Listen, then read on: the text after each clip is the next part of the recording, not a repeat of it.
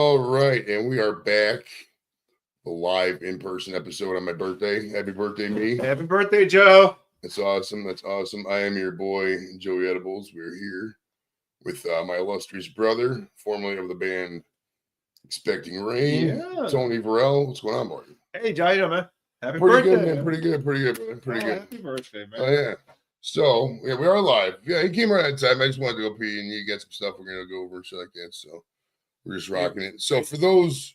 A lot of people never knew I had a brother, bro. They did. We don't really talk about you much. I mean, it's not. I mean, you're doing your thing. I'm doing my thing. No, I don't talk about you much either. Like, I got a whole career as a songwriter, man.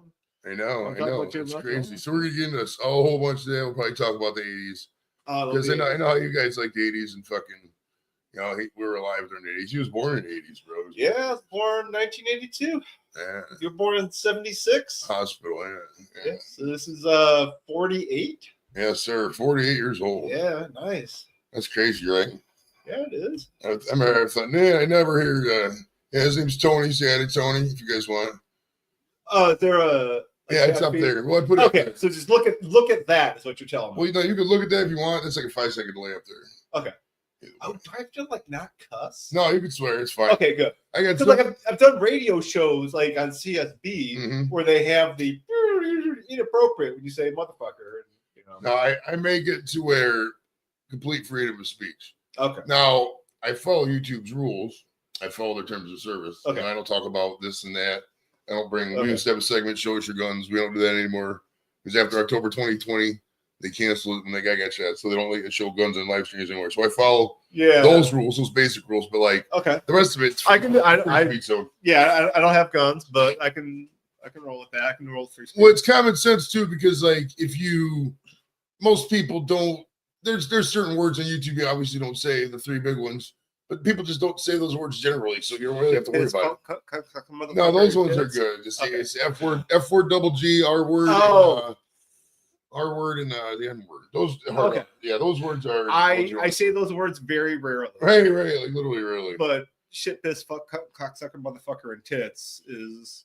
Right. I've got that practice. Well, at the end of the day, if you think of the Blink-182 song, shit, piss, fun, cunt, cocksucker, motherfucker, tits, fart, turd, and twat, something like that. Oh, yeah. Well, that's been George Carlin. Yeah, it was a George Carlin bit. Yeah, he started it, yeah. Blink-182 did the bits. It was a song. It was a 50-second song. It was just this punk album. I remember that. Short music for short people. Yeah. See, dude, he's a music knowledge guy, bro. Oh, yeah. Hey, listen, if you guys got music questions for my bro. We got 15 people in the chat. It's pretty bad. Dude, that's good. Drop some music questions. So he's a music I told Joan I was going to be here. Hold on. Okay.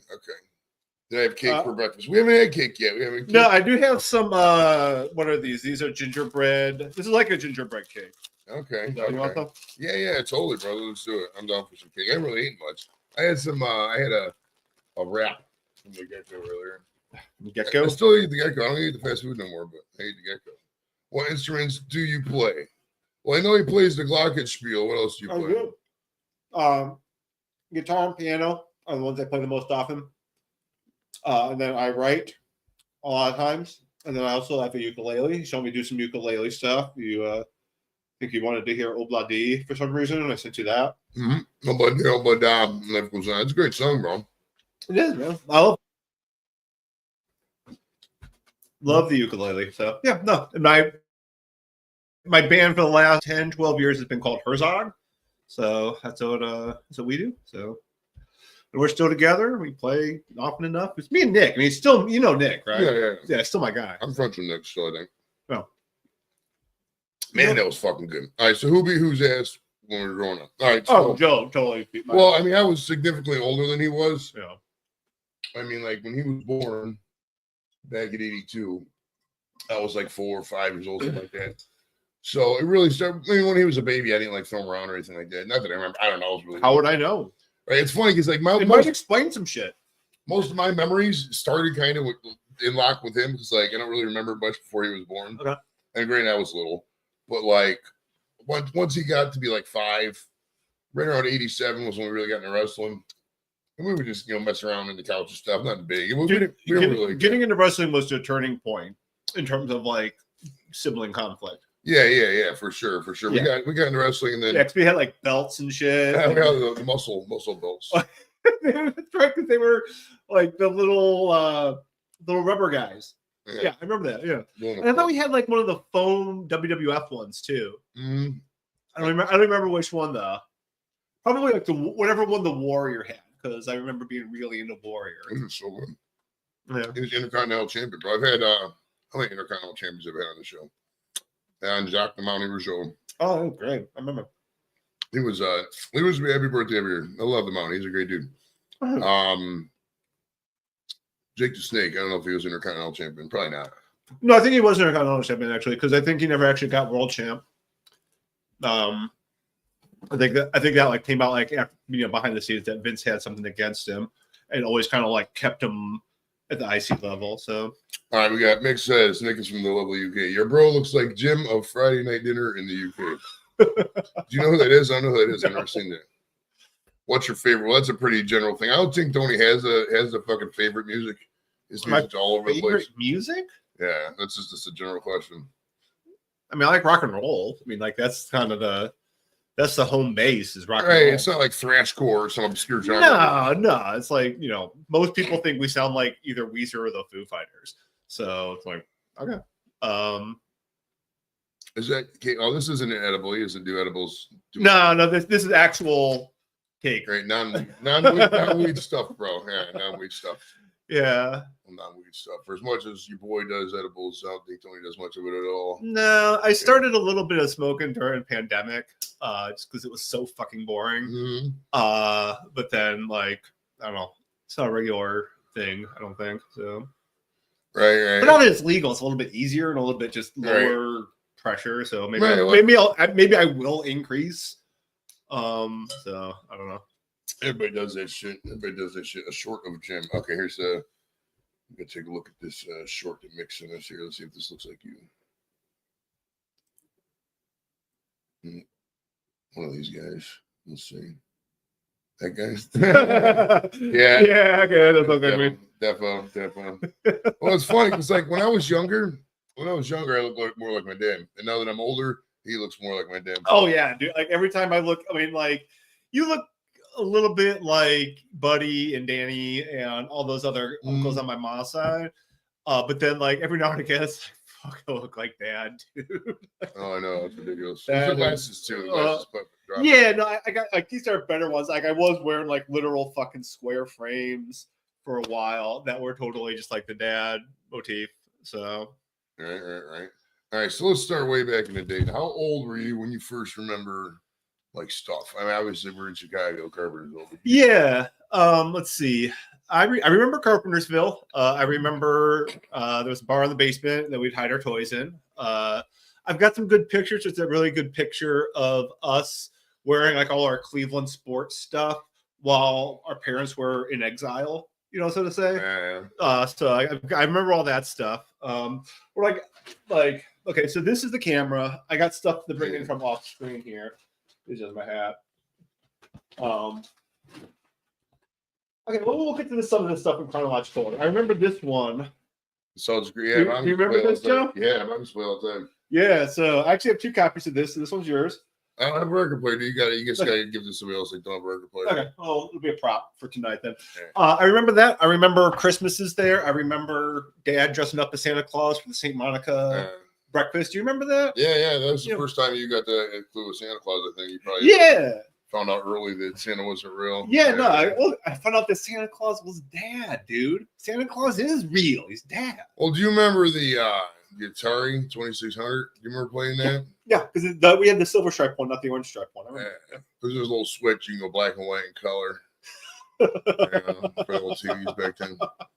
I do remember that actually. Yeah, because there was a crawl space in that house. You remember that crawl space? No. If you go down to the basement where we're in, you go behind the TV, open up the little doors, a little crawl space back there. It was all fun, creepy and shit.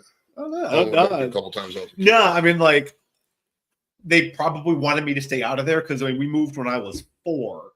So, well, you didn't. When you were a baby, you didn't walk around much, but yeah, they just kept in here. Yeah, and shit. I remember talking to, like, when I had kids, like, I remember talking to Mom about that. Like, what were my first words, and she's like, I don't remember. Right. So yeah, yours was dog. She told me that. Okay. I don't know. She doesn't know what my first Yeah, words I were. mean, most people's first words are like bah. It's just Yeah, sound. but It's not both really my a kids' word. first words were dad. So Da. Yeah, it's usually how it is when they're little. They go da, say dad or some shit. yeah. I mean, yeah, but yeah, that crawl spaces. But that Carpenter's house was freaky when you were a kid because there's that little spot behind the fucking garage. I remember that And- because I fell off that. Like I still have the scar like on my eyebrow because I fell off. There was like a table right to the side of the garage. I remember I don't remember falling off it. I remember having a scar there, and then at some point asking mom where I got it. She's like, "Oh yeah, you fell off that thing." When I was like 2 or 3. So Well, there was. I mean, they got the whole side of the house by that one dude's house, but I think their names were the Cranes. I wonder because like okay, so I go past the house on West Boulevard often enough, Right. so I know that swing set is still standing. Okay. I wonder if the one at Carpentersville is still standing. Wait, take a look at Google Earth. No, Zillow. Yeah. Wonder- Look it up. Let's see. Do you have a thing where you can like show the people? Yeah, I could share it here. Let's see. Fairway Lane. All right, Fairway Lane. Let me see what this house is going for. All right, so let me share the screen here. This is the house we grew up in. 300,000? Shit. Is that what's on? That's what it said. What is it? Let's see. I gotta go to the screen. Give me a sec. I'm sharing it with the people. Yeah, welcome to the party, everybody in the chat. Okay, so this is the house we grew up in. That driveway was never there. Yeah, that looks totally different, dude. Yeah, let's go to Street View. Well, this part right here was the original house right here, and then they added this before we got there in the 80s. So, and this had a flat roof when we lived there, so they had this pitch roof. Yeah. This is the one room up here, and my bedroom was over here on the side. There was a tree here they took down. There was a fence here that blocked. They took down. Or if we can get a sky view. Yeah, go to the satellite view to look into the backyard. Let's see. Let me zoom out. Pop looks right down there. Yeah. Shout out, Mike. I assume you because like you keep up with more people like that than I do. I keep up with Mike Hitler. Yeah, so do I actually. And every now and then Paul Hitler. I was friends with Kelly on Facebook. Okay. This house right here used to have a big Doberman in the back. Scared shit out of us, kid. Rest in peace, that guy. All right, who made better grades in school? Well, definitely Tony. Yeah, definitely Tony. I mean, I kind of let me stop into this. Dude, I was kind of a fuck up around.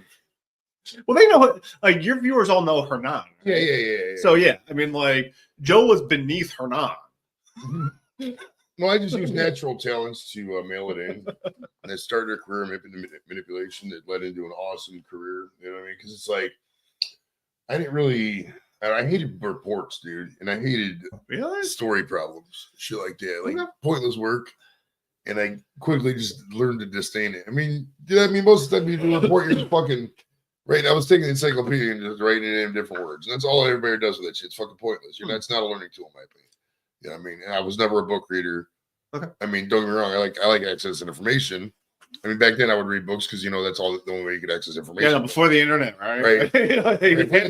had to read shit for once. If we were in the internet, I would never be like that. And the second we got the internet, what it was. We ended up getting a second phone line because we were on the internet so much. I remember that. I still got that email address. What was it Bloody Joe or something like that? Your guy Joe. Your guy Joe at AOL.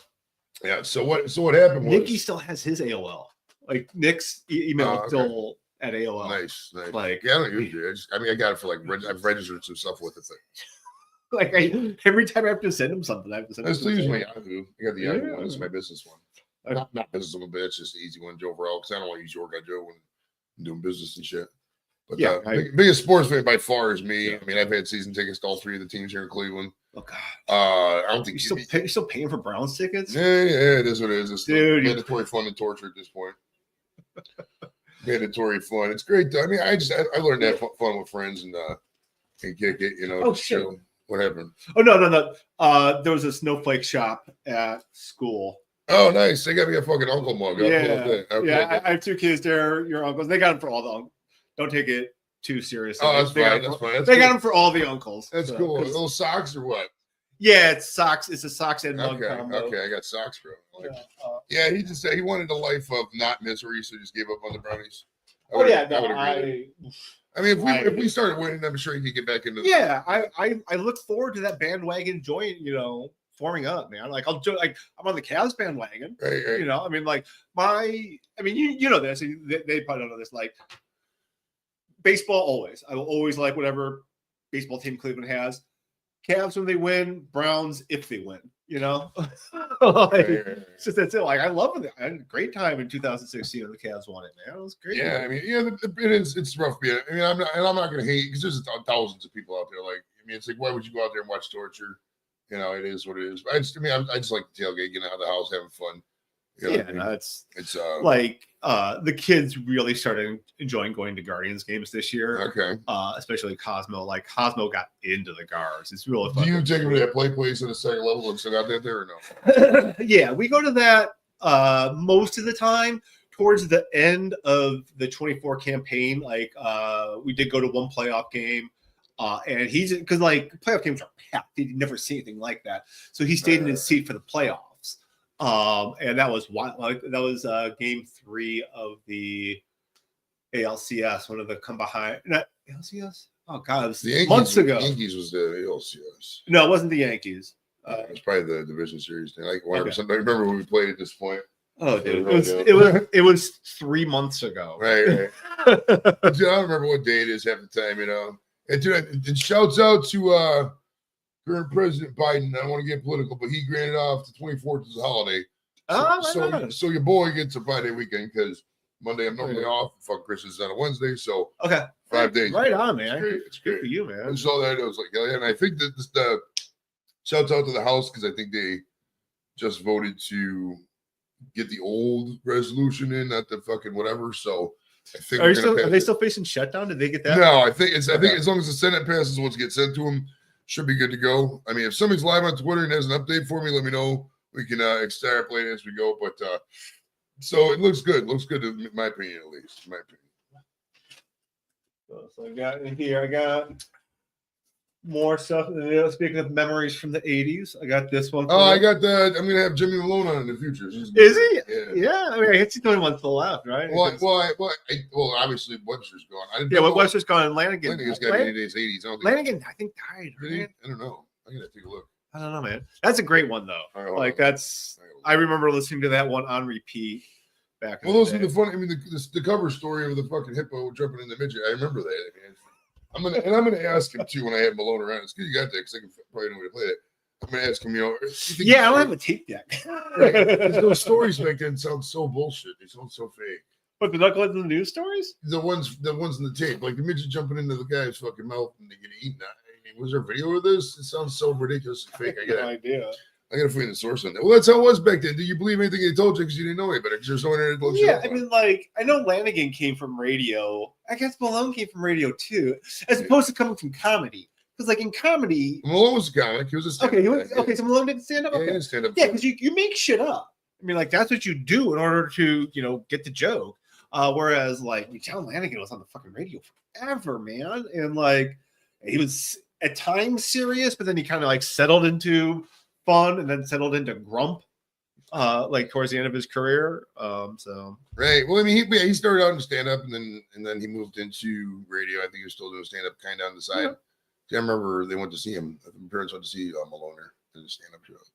Our mom and dad saw Malone do stand up. Yeah. Nice. Where was it? I can't fuck if I remember, but they said he would walk around to different tables and tell stories and shit. So I got a question. Check out this guy, Beard Adventure Crates, man. I saw him earlier, guys. We got somebody to pick up a great community over there. It says, Joey, do you think your brother got scared for you when you were overseas? No. Every time I went overseas, I was old. When we were younger, I didn't go. No, I remember like going to one of your going away parties. I've told the story before, like with Carolyn, my girlfriend at the time, and she's like, "Isn't anybody scared?" And they're like, "No, he's going to an airport." Right. Like, I very much downplayed a lot of it because I mean, in my opinion, there was no risk and there really wasn't. Yeah, you were in the green. You were in the green zone the entire time. Right? Yeah. We went to Alarm Red once, and they were hidden inside the building. We didn't go to the fucking shelter, so it was it was nothing to worry about. I mean, it's like at the end of the day, what can you really do? I mean, if somebody shoots the place up, I mean, it's not like he could If I would have been over there stopping him, this isn't Yeah. fucking Saving Private Ryan, you know? Yeah, also I'm like way more of a pacifist too. Like you said you used to have a show your guns. Like I ain't no fucking guns, man. Right. I'm pacifist. like, I don't want to go to war, man. I can see a John Lane again. Look at this. Okay. John Lane. No, God damn it. Lane. There we go. Sports broadcaster. Yeah, he's still alive. He's 81. Really? That's it. Yeah. That's an old fucker, bro. He's older than him, man. Yeah. Damn near Virginia's age. Yeah. It's crazy, bro. I was in Virginia too. I went to church with her on Okay. Immaculate Conception. Nice. Yeah, because she goes to fucking Clemens. Yeah, she invited me. But there was something going on. I think I had that road trip to Pittsburgh. Okay. Yeah, but I see Mikey. Okay, Mikey and I occasionally go to games too. So. Yeah, it's been a minute since I went to the game with Mikey, but yeah. we used to be. Yeah, because I mean he's bachelor and I think he lives downtown still. So He keeps moving. He would just go like downtown in the burbs. Dude, the apartments downtown are ridiculous. My office is at East Night and Lakeside. We used to go in once a week. But like they're opening up this building across the street. It's called the Bell or something like that. And they want like average of the Albert Bell. $1,500 for a fucking one bedroom. Like just nothing to do over there. Who the fuck is gonna pay $1,500 for that? Why couldn't they make it those $800 apartments and let people ridiculous do it and shit?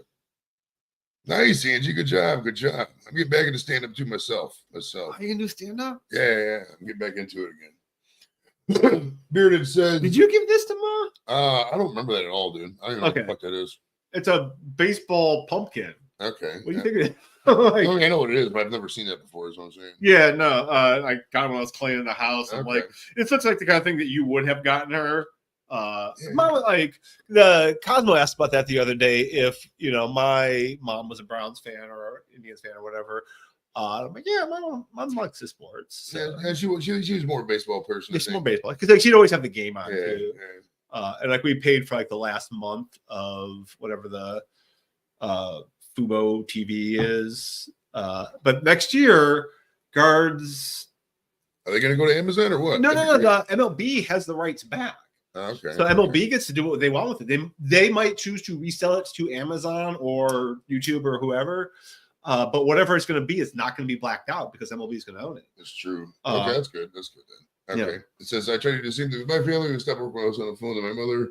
The IDF started coming in and realized I put the phone down properly. I got a funny story about that. When I was over there, Nikki was a baby. My kids were like really little. They were like 1 and 0, I think. I don't think Jimmy hadn't even turned 1 yet.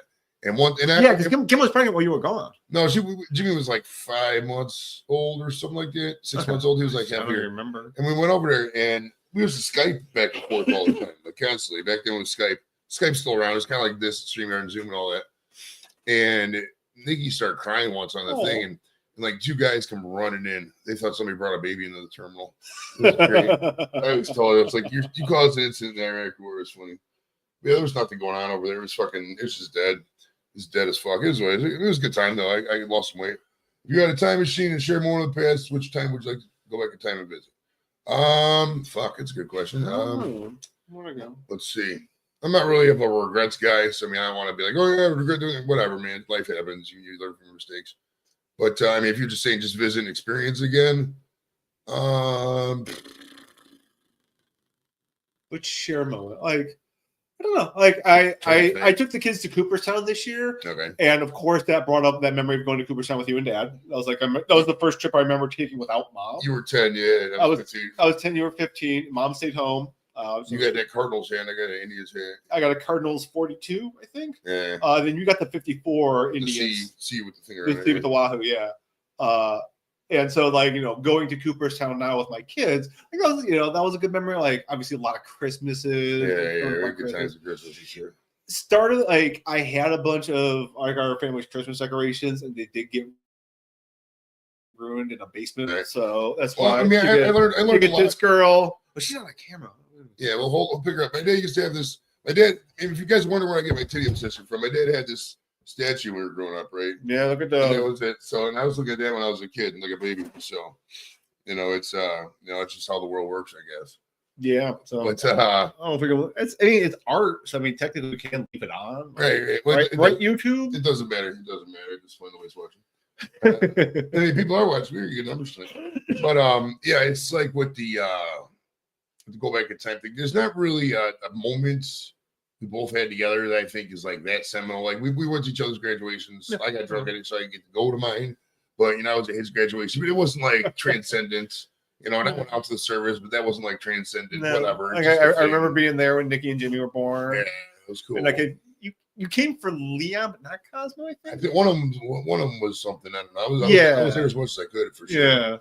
For sure. So, I mean, I don't know. It's of course, obviously, anything having to do with mom and dad. I mean, like right. It'd probably be something like that. Just a random moment. Yeah, just like a chance to get to talk to them. Right. I mean, who knows? We'll get into some of the parent stuff here in a little bit for sure. I got a bunch of parent shit. For sure. Cooperstown was fun. Oneida was interesting. Yeah, there's a lot of shit to do out upstate New York in that area. Yeah, no, Gail's has one of her friends from Girl Scouts lives up on Lake Keuka in upstate New York. So we go there pretty often. Oh, you got a little out compound or some shit. Okay. No, it's a like they're, I don't want to call them hillbillies, but they do live on a hill and they inherited a farm. They don't farm. Right. But yeah. So they're probably like socialites with the petty farms. You would like the one guy Drew, he served in Iraq too, so you'd like him. Okay. I like yeah, they went to weddings. Yeah, we went to both of each other's weddings. Like it's hard for me to not like people. I mean, people might think I'm this weird, whatever. Yeah, I like everybody. So, unless they give me a reason not to like them, I mean, whatever. People disagree. I'm not like this radical guy out there in fucking rallies and shit. I'm just chilling, bro. Most of the time, I just here in the garage. Stare off into space and get high, it's my life. And I do other fun things, I'm a family man. I try to pay attention to kids every now and then. Mm-hmm. They move around. You got to feed them. That's the thing with kids. They'll tell you when they're hungry. You don't have to worry about it. Once they learn to yap, Dad, we're hungry. So then you feed them. Then you worry about it. Too many people worry about this all the time. But what are my kids getting? Just when they tell you they're fucking hungry, don't worry about it the rest of the time. Too much shit, man. Too much shit. Rob, what's up, brother? How you doing? Cheers to all the lovely people in the chat, man. We're having a great time out here. We're having a great time. All right, so let's go back to Elgin, bro, or Carpentersville. Now we're in the house, right? I'm trying to think back what you would remember. I remember moving to the Hampton Inn. We stayed there. Yeah, so for those who don't know, back in '82, my dad got a job out in Chicago, Illinois, with this place called SeaTech. It was an insurance company. He used to be a boiler inspector. So we moved out to Illinois when I was little. I don't remember. I was like 4 or 5, some shit. And so we moved out there, got this place in Illinois, Carpentersville, Illinois. It's a suburb of Chicago. It's about an hour west of Chicago, in King County. That's us back when Tony. That's probably in '82 when we first got there. Yeah, so she was pregnant like soon after we got there. That's my mom right there, the girl in the picture, obviously. The girl in the picture is mom. Yeah. So right. she got pregnant with Tony when we was over there, and then so Tony was born at the hospital there in Elgin, and that was 1982. And then we bought an Atari. And then, man, I remember too. I mean, there was stuff to remember. I mean, the Popolicks were there, and Kelly Popolick and Mike Popolick lived a couple doors down. Yeah, and the Killers lived a couple of streets over, but our parents were friends. So I mean, because Mike went to the fucking Paris games, dude. Like he was. Oh yeah, he was texting me pictures and shit. Yeah. Sledding or yeah, we went sledding. I mean, back. Brookside reservation? Yeah, up here more when we got, and so in '87, what ended up happening was my dad ended up getting a job with a different insurance company called Royal Insurance. And that was, I've showed it to you guys many times, where we had that gathering over there, the hotel he just stayed at, over there in Great Northern Boulevard. It was right there in that complex. And he got that job and moved back to here, to Cleveland. And that's when, what was you talking about before I said that? He was talking about something else when I went to the Chicago stuff. I went to the Cleveland. Oh, you remember, moved back. So when we moved back, we bought this house in the city, right in Cleveland, on the west side of West Boulevard. West Boulevard, Elmira, and he had the. It was like trash and stuff, like the previous tenants. Yeah, it was just whatever. So they had a lot of work that needed to be done. So they moved us into, or my dad. I don't know if they moved us in, but my dad paid for the hotel. But we lived in a hotel for like a week, or a month. It was a while. Yeah, we were there for a while. Yeah, like long enough that a 5-year-old and a 10-year-old were making jokes about it. Like. Yeah, he's a copy now, man. When we were younger, it was different. I had my glasses. It's weird. Dude, I look at pictures of me when I was in my 20s, right? I feel like I'm fucking aged backwards and shit. Here, just for reference. Right, look at that. That's Dad. Right. That's me. That's wild. That's wild. He kept his hair longer than I did, I think. I don't know. Well, that was fucking early 80s and shit. My long ass fucking dome hair. Yeah, I haven't had hair in so long. I started going bald when I was 23, but I just fucking. I mean, like, and the next one, I've got the dome hair, so like. All right, that was 1989. That was Yeah, this like, is 89 and 90. me and my fucking Italian look there or some shit. I don't know why I was a small Italian boy there in Venice. Oh, you probably told Dad you don't want to get your hair cut. That's how it was back then, you know. Yeah, no, we cut our kids' hair like 2-3 times a year. Like they fucking hate it for one, and yeah, it's just end of story. Like I keep telling because like I remember like when you joined when you went to Central Catholic, you joined the football team. Like you started shaving your head, Yeah, and like I remember shaving my head around that time too. And that's like, I mean, come on, guys, don't you want to like shave each other's heads? Like, but yeah, no, they don't do that yet. So. Well, I mean, I shaved Jimmy's head when he was like a little baby, like when he was 2, 3, 4, shit like that. But then he like, you know how teens are. I let him do whatever as long as it's in regulations of fucking Holy Name. I'm good. Yeah. That's what I heard. Does Jimmy go to Holy Name too? They both do, yeah. Right on, man. Yeah, Jimmy's a freshman, Nikki's a sophomore. Yeah, Nikki's a sophomore. Yeah. Right on, man. Yeah, they have a good time out there, man. It's it seems to be a good school. I mean, it's whatever. Just get them through it. I mean, school's kind of a joke anymore. I mean, I'm not saying that. I mean, I survived Holy Name. Yeah, we didn't go to school together. Like, I don't think they knew that either. Like, you went to Central Catholic, and then possibly because of your experience there, I went to Holy Name. So yeah, so interesting factoid, ladies and gentlemen. Back in 1992, Central Catholic, where I went to high school, was playing Holy Name, where he would eventually go to high school, where he did go to high school, where my kids go now. And it was a homecoming game, and I got 92, 93, maybe 93. I think it was 93 because I was and I was driving. So I decided to drive up to Holy Name and talk shit. I got out the car and go, "You guys fucking suck!" And I got back in the car, and I took off and I left. And I was at this mixer dance thing we had at the thing, and the one principal was like, "Yo, you told these guys they fucking suck. You can't be doing that. We're in a, there's like agreements and shit, like sportsman's agreements." So I had like 3 hours detention. Same school, my kid. I want to see that record. That record exists in that basement. Oh, I know they did because I forget what the fuck I was doing, but like I had to go get a high school transcript, like as an adult, and I went back to Holy Name, and like they just fucking pulled it out. Okay. Like it was just sitting in a fucking shelf, and I graduated in 2000. So, yeah, like because like they didn't have a fax machine, like. I'm like, hey, can you like fax this over or something like that? Like, we don't have a fax machine. You should be able to scan that shit, email it. That's I hate not Holy Name. I hate procedure. Well, what year was it? How many years ago? You say as an adult, maybe it's 2012. I mean, no, probably 15, 16, 17, somewhere in there. Okay. Well, they probably got changed by now. It's all technology. Every computer they got up in that school is fucking brand new. Jimmy's taking all these computer classes and entrepreneurship and shit like that. And it's pretty cool. Yeah. They'll probably end up working for me on the show if it gets big enough. We'll see. We'll see.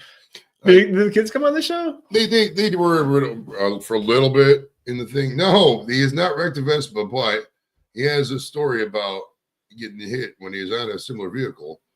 Oh yeah, I got hit by a cop. All right, yeah. So tell JV and all the lovely people in the chat the story when you were on your bike. Now, for those who don't know, I biked for a while. Well, I was losing weight back in like 2013. Yeah. I haven't done it forever just because whatever, I got out of it. I just got lazy. But my brother's an avid cyclist. So tell us the story about getting ran over by a police officer, bro. So I used to work at the VA hospital on MLK there, the VA in Cleveland. East side. I was pointing east. Okay. And I was making to work, and at the time I was living in Ohio City, so I'd come up Carnegie, and then I would turn left, go north on 105 there. And I was coming out there, and right in front of Second District Police Station, a unmarked car comes out, and like I've got my lights on, I've got my little bell thing, like hey, and he just keeps creeping on the intersection, knocks me over. I end up breaking tibula. You can't see what I'm pointing to, but like a tibula plateau, the bone at the top of your knee there. And it was an off-duty cop. Like he was just getting off his night shift.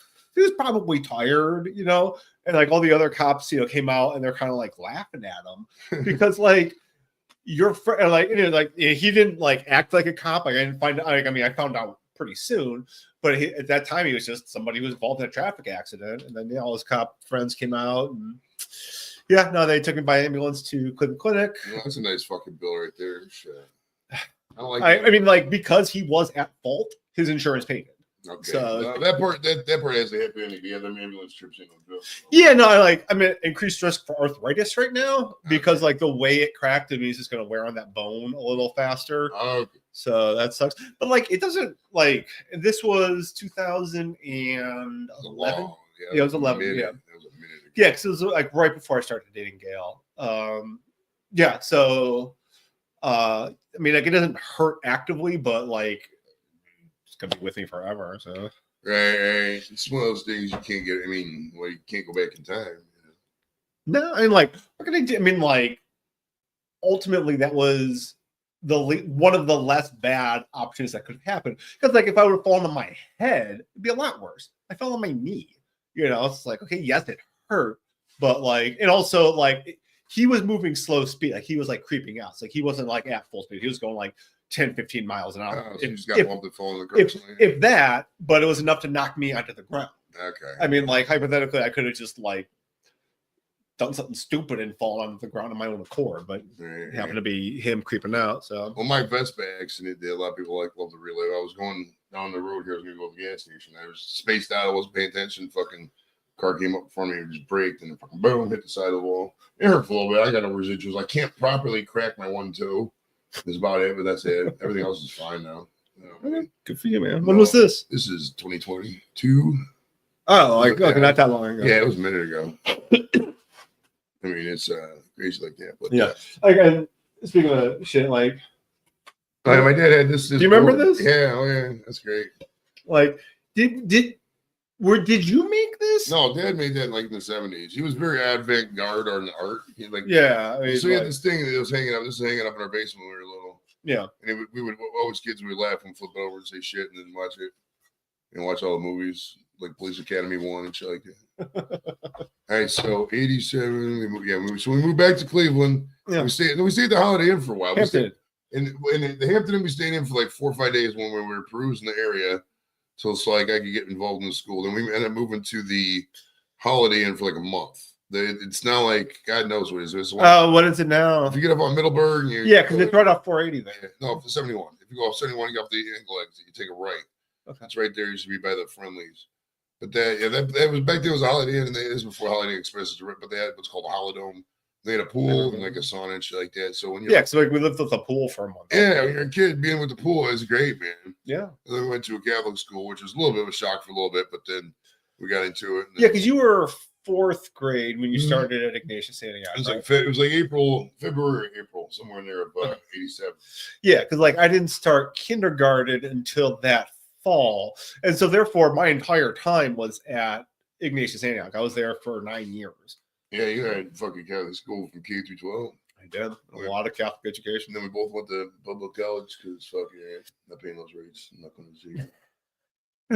I mean, I went to Cleveland State, and like that was the right school for me. I mean, like, Holy Name was very bubble at that time. I can imagine it's way worse now. But like, so I had to go to Cleveland State. Like, it's the only thing that made sense for me to become. And like, Dad went to Cleveland State. He was a Vike. And so Jenny too. So it was essential for me. I had to become part of that thing in order to do who I am. Yeah, I considered Cleveland State because I went to school later. Like I graduated in 95, high school in 95 from Central California. Yeah, and then you went to the Guard. You went to the Guard right away, right? Yeah, and then I mean back then they had 60% tuition assistance. They pay like 60% tuition, and then it was like I went to this. Yeah. Let me get you water. Stand by, guys. Okay. Entertain the people. Ask my brother a question in the chat. Yeah, look at the chat here. What do y'all want to know? Let's see. Smash that like button. Smash that like button. I'm right by the Josh Cribbs. Josh Cribbs still playing? He can't have a job anymore. It's way too fucking long for him. I didn't bring a guitar, so I should bring a guitar or ukulele. Tell us some dirt on Joey. It's cool that you call him Joey because, like, I still call him Joey. But most of the adult world calls him Joe. I don't know. beat me up.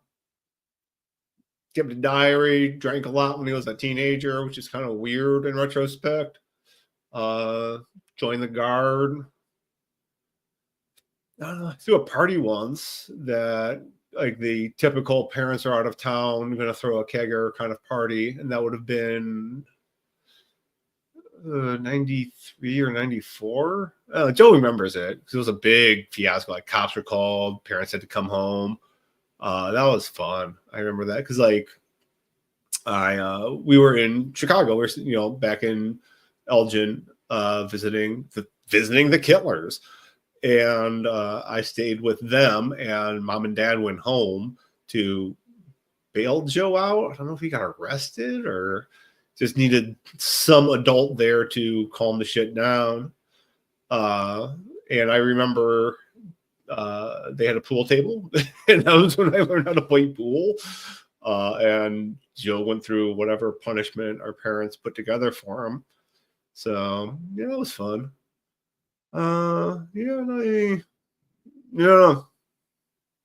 he likes sports way too fucking much.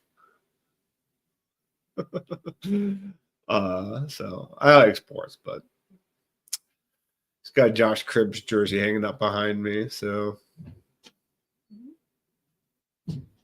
he's coming. I can hear him coming back with some water.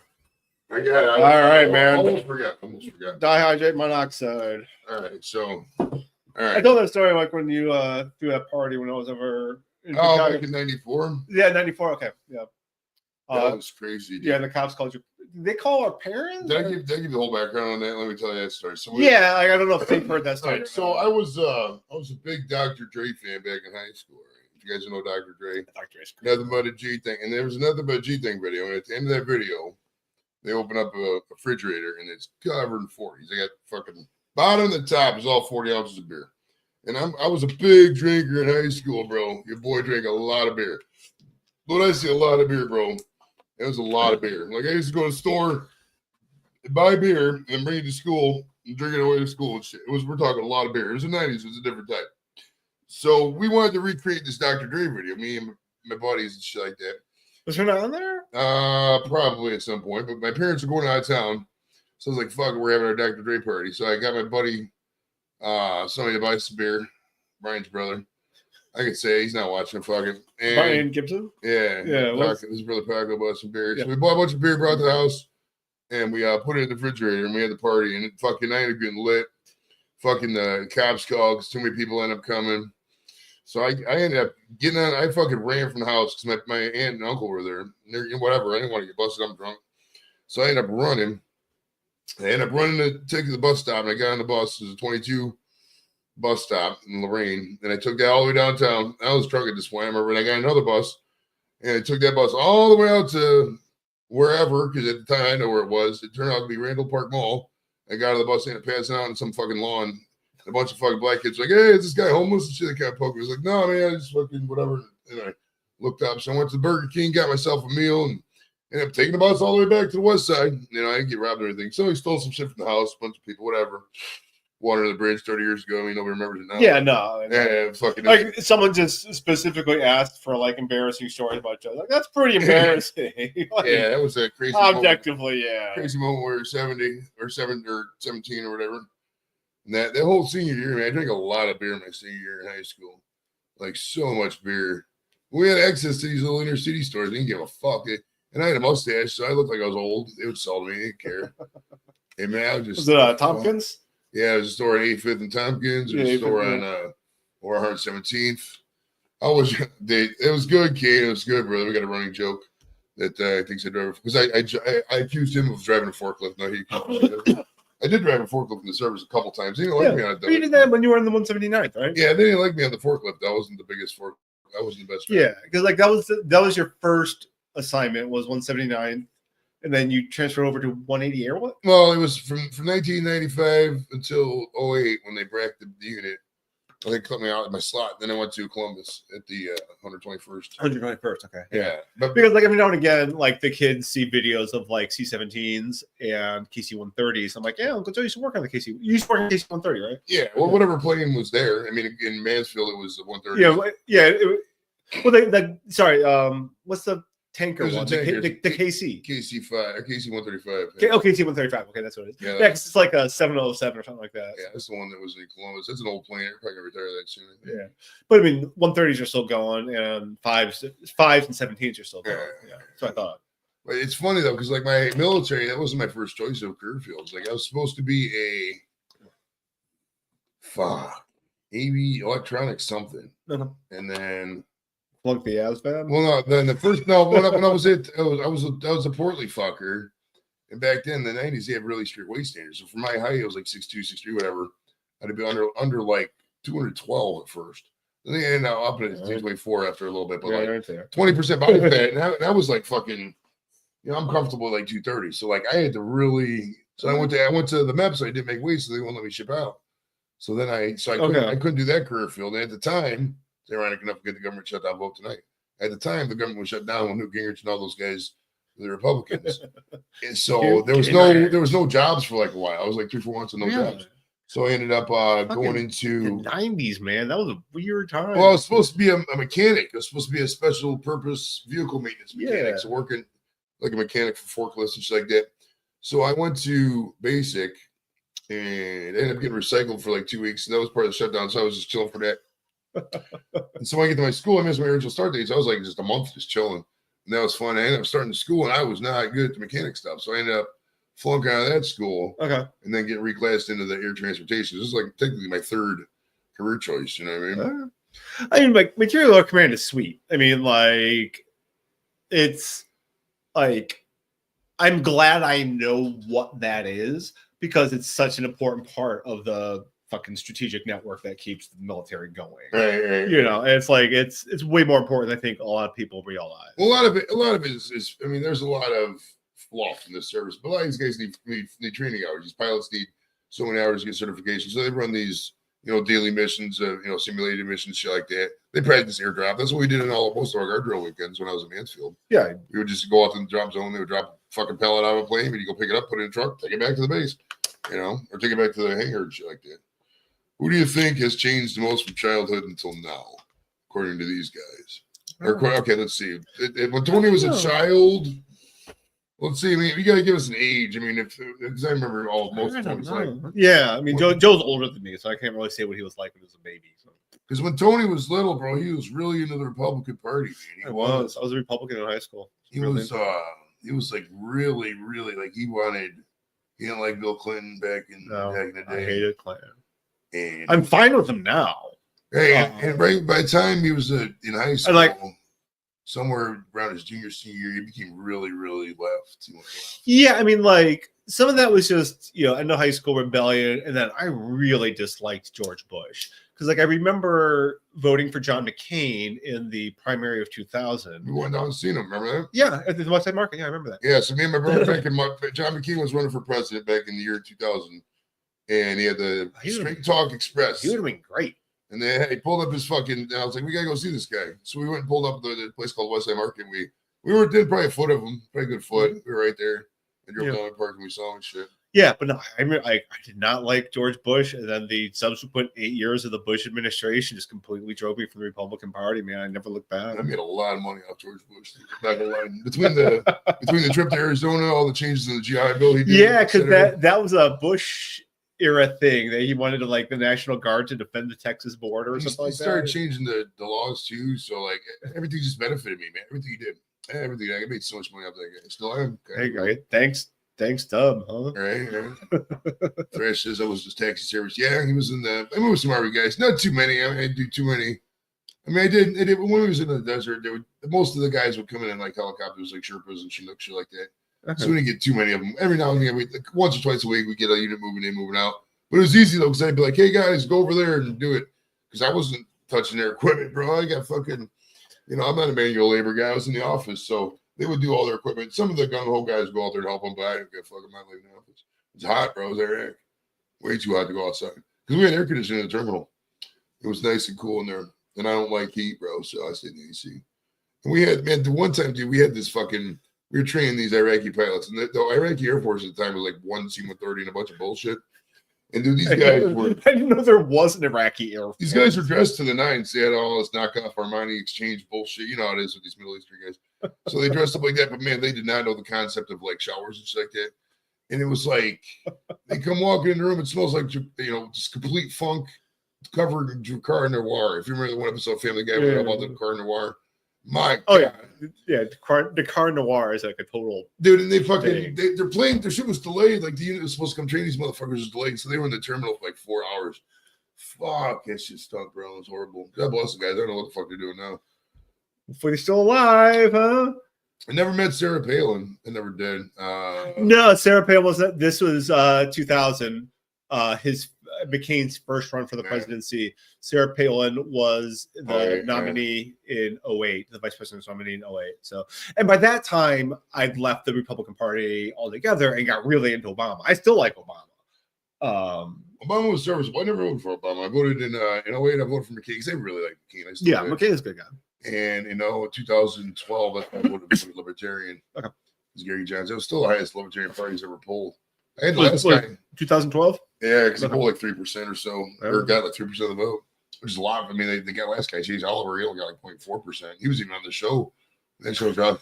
That's how low they've sunk. Right. Well, that's how fucking. I mean, it's either this or that with the parties, the King and Kodos thing, dude. Because it's like, I mean, guys, the third highest vote getter is the guy I had in the show. I think actually RFK Jr. beat him, which is sad.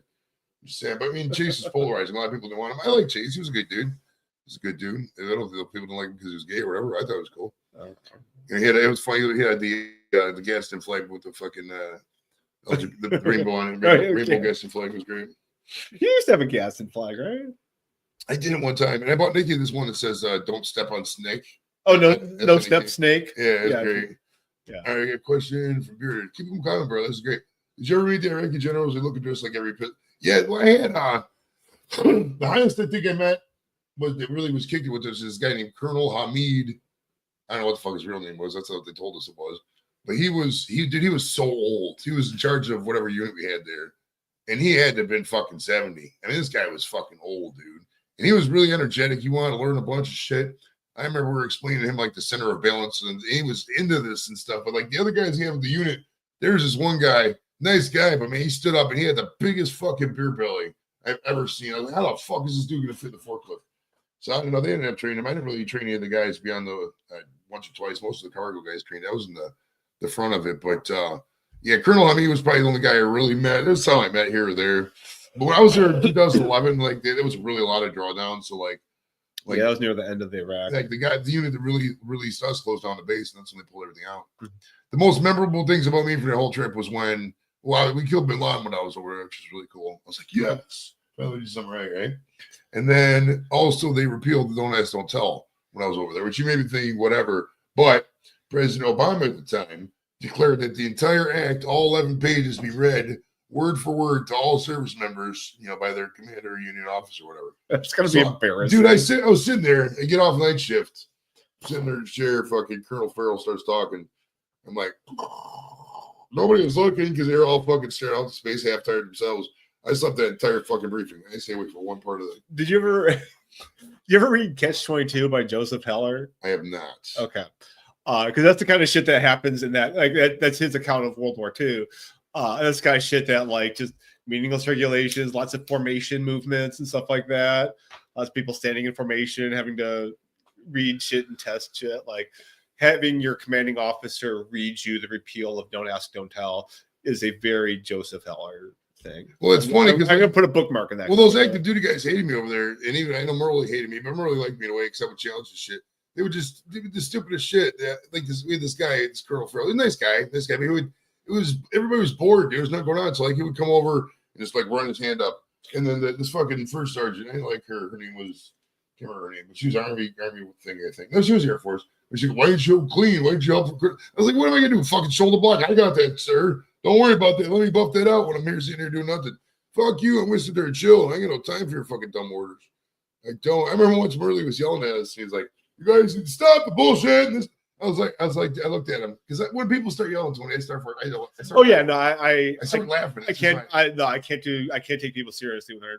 I looked at him. Yeah, like ask Gail. Like Gail yells at me, and I'm like, I looked at it and I told him, I was like, yeah, dude, you never really told us this. This is out of left field. You know, you got to come at us at the better. And I think he learned. I bet you if I talked to him earlier, he learned from that moment about management style and shit like that. Because you don't get the thing by yelling. Would I re-enlist if, let's see if I re-enlist. Well, I mean, at this point, my body probably couldn't take the right. I mean, I probably could. I'd have to. My buddy Steve. If America needs Joe Varel, well, we're fucked. That's what I tell people. Yeah, I tell people. How bad does our national security have to be to where we need this guy? I would more than likely be throwing like a training situation. I'd probably train people over here. Oh, speaking of shit, hold on. More shit from. Have you ever seen this? This is Richard's DD 214. All right, so that's my. I've seen this. Yeah, my grandpa's 214 from the service. Yeah, including like all his shit. He went into the Guard too. Okay. He stayed in the Guard. He joined in 49. He stayed in the Guard till like 50 something. Okay. Peacetime was nice, right? Yeah. No, like this doesn't contain, because like I know he got in the records for you can tell right there. Yeah, no, the opening letter is I've sent out that letter before. Yeah, you probably seen this before. Oh yeah, that's usually people's records when they get it from the service. Yeah, but he did the training and then he joined the Guard. This is 100% my real life. This is wild, man. Like that's cool. Yeah, I'll take that. Yeah, take this. Totally. Yeah, so here's this 214, which is the cover sheet. So it's fun. Like when I was reading that, I'm like, everyone's talking about AI and shit. Like, you know what AI needs to do? Used to read that fucking document and tell me what his life was like. Because like we never met Richard. Richard was dead before we were born.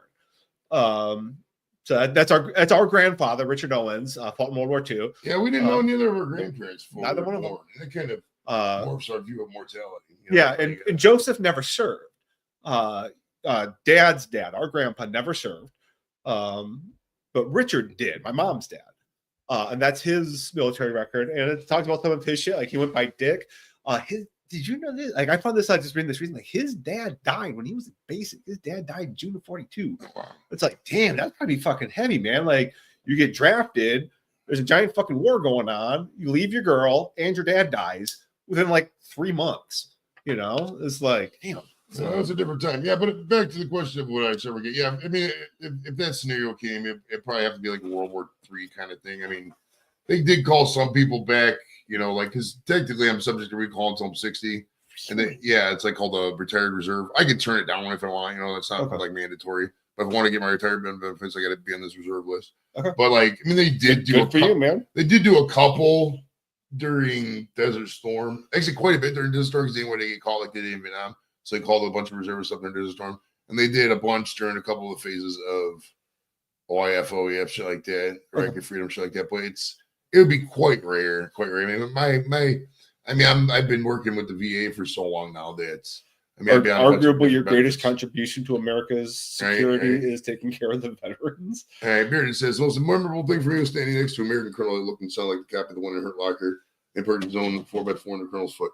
It's funny. The most Iraq movie that I would say is accurate for me would be parts of, and I know it's a different war, but parts of Jarhead with the waiting. There was so much. It's just so boring, dude. There's nothing to do. You go work out, talk to the wife. I talk to Kim more over there than I do here. You know, we got to the point. There's nothing new to say. I mean, what did the baby do? Oh, the baby's still sitting there playing. You know, nothing new.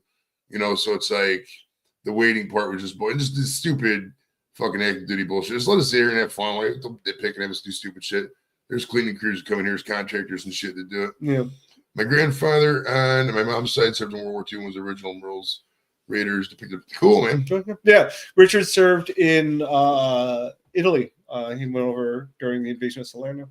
Okay. I was 43. You know, it's funny. I always think that, like, you know, and if God willing, if I live into my 80s, like how over time we tend to just, you know, things become more lustrous and shit like that. Like, how will they think back about the service in Iraq back then? But we've always been so sarcastic about it. I mean, it's like, it's just a job kind of thing. Was it fun? Sure. But I complain all the time. I'm not gonna lie. I mean, I always bitch about stupid shit. It's just how I am. That's just my personality. I'm not gonna sit here and let a bunch of random active duty people ruin my quality of life. Fuck you. What are you gonna do? Well, I knew it was bullshit, Tony, when I was over there. No, it's a good way of looking at it. I mean, like, yeah. Well, there was this guy over there. He does not weed smoker, Canner. He's not. I give him a gummy if he wants, but he's not a weed guy. No. Thanks for your offering, though. Yeah, but there was this dude over there, Tony. His name was De Parma. And he was just getting the stupidest shit. He pissed everybody off. And he accused people of sexual harassment and this and that. And he actually sexual harassed himself. He'd go into his room and have rage screams and this and that. And Merle was like, dude, just send this guy home. We have no use for him. Like, no, we can work it out. Once I knew that fucking department was going to go with it, I was like, fuck you. I'm calling your bluff. He ain't going to do nothing. You guys are too lazy to process the paperwork. So your boy's going to do what he wants to do. And that, that just rocked it, man. It was fun. I interviewed for the VA when I was over there. I was already working at the VA in Wade Park. Remember we used to ride in together for like a little bit. Yeah, because you did like food service for like a month before you got a real job. Well, I did food service for quite a while, but when I got back from those trips. Remember I went to Phoenix and New Jersey for a little bit. When I got back from those, and I met what's her name over there, Kim. That's when I started working at Wade Park in that summer of 09 when I got back from New Yeah, because that would have been in full effect there because I started there in like 06. Because like 06 is when I was at Brecksville, and then I was there for like 7 months. Okay. And then I started deploying.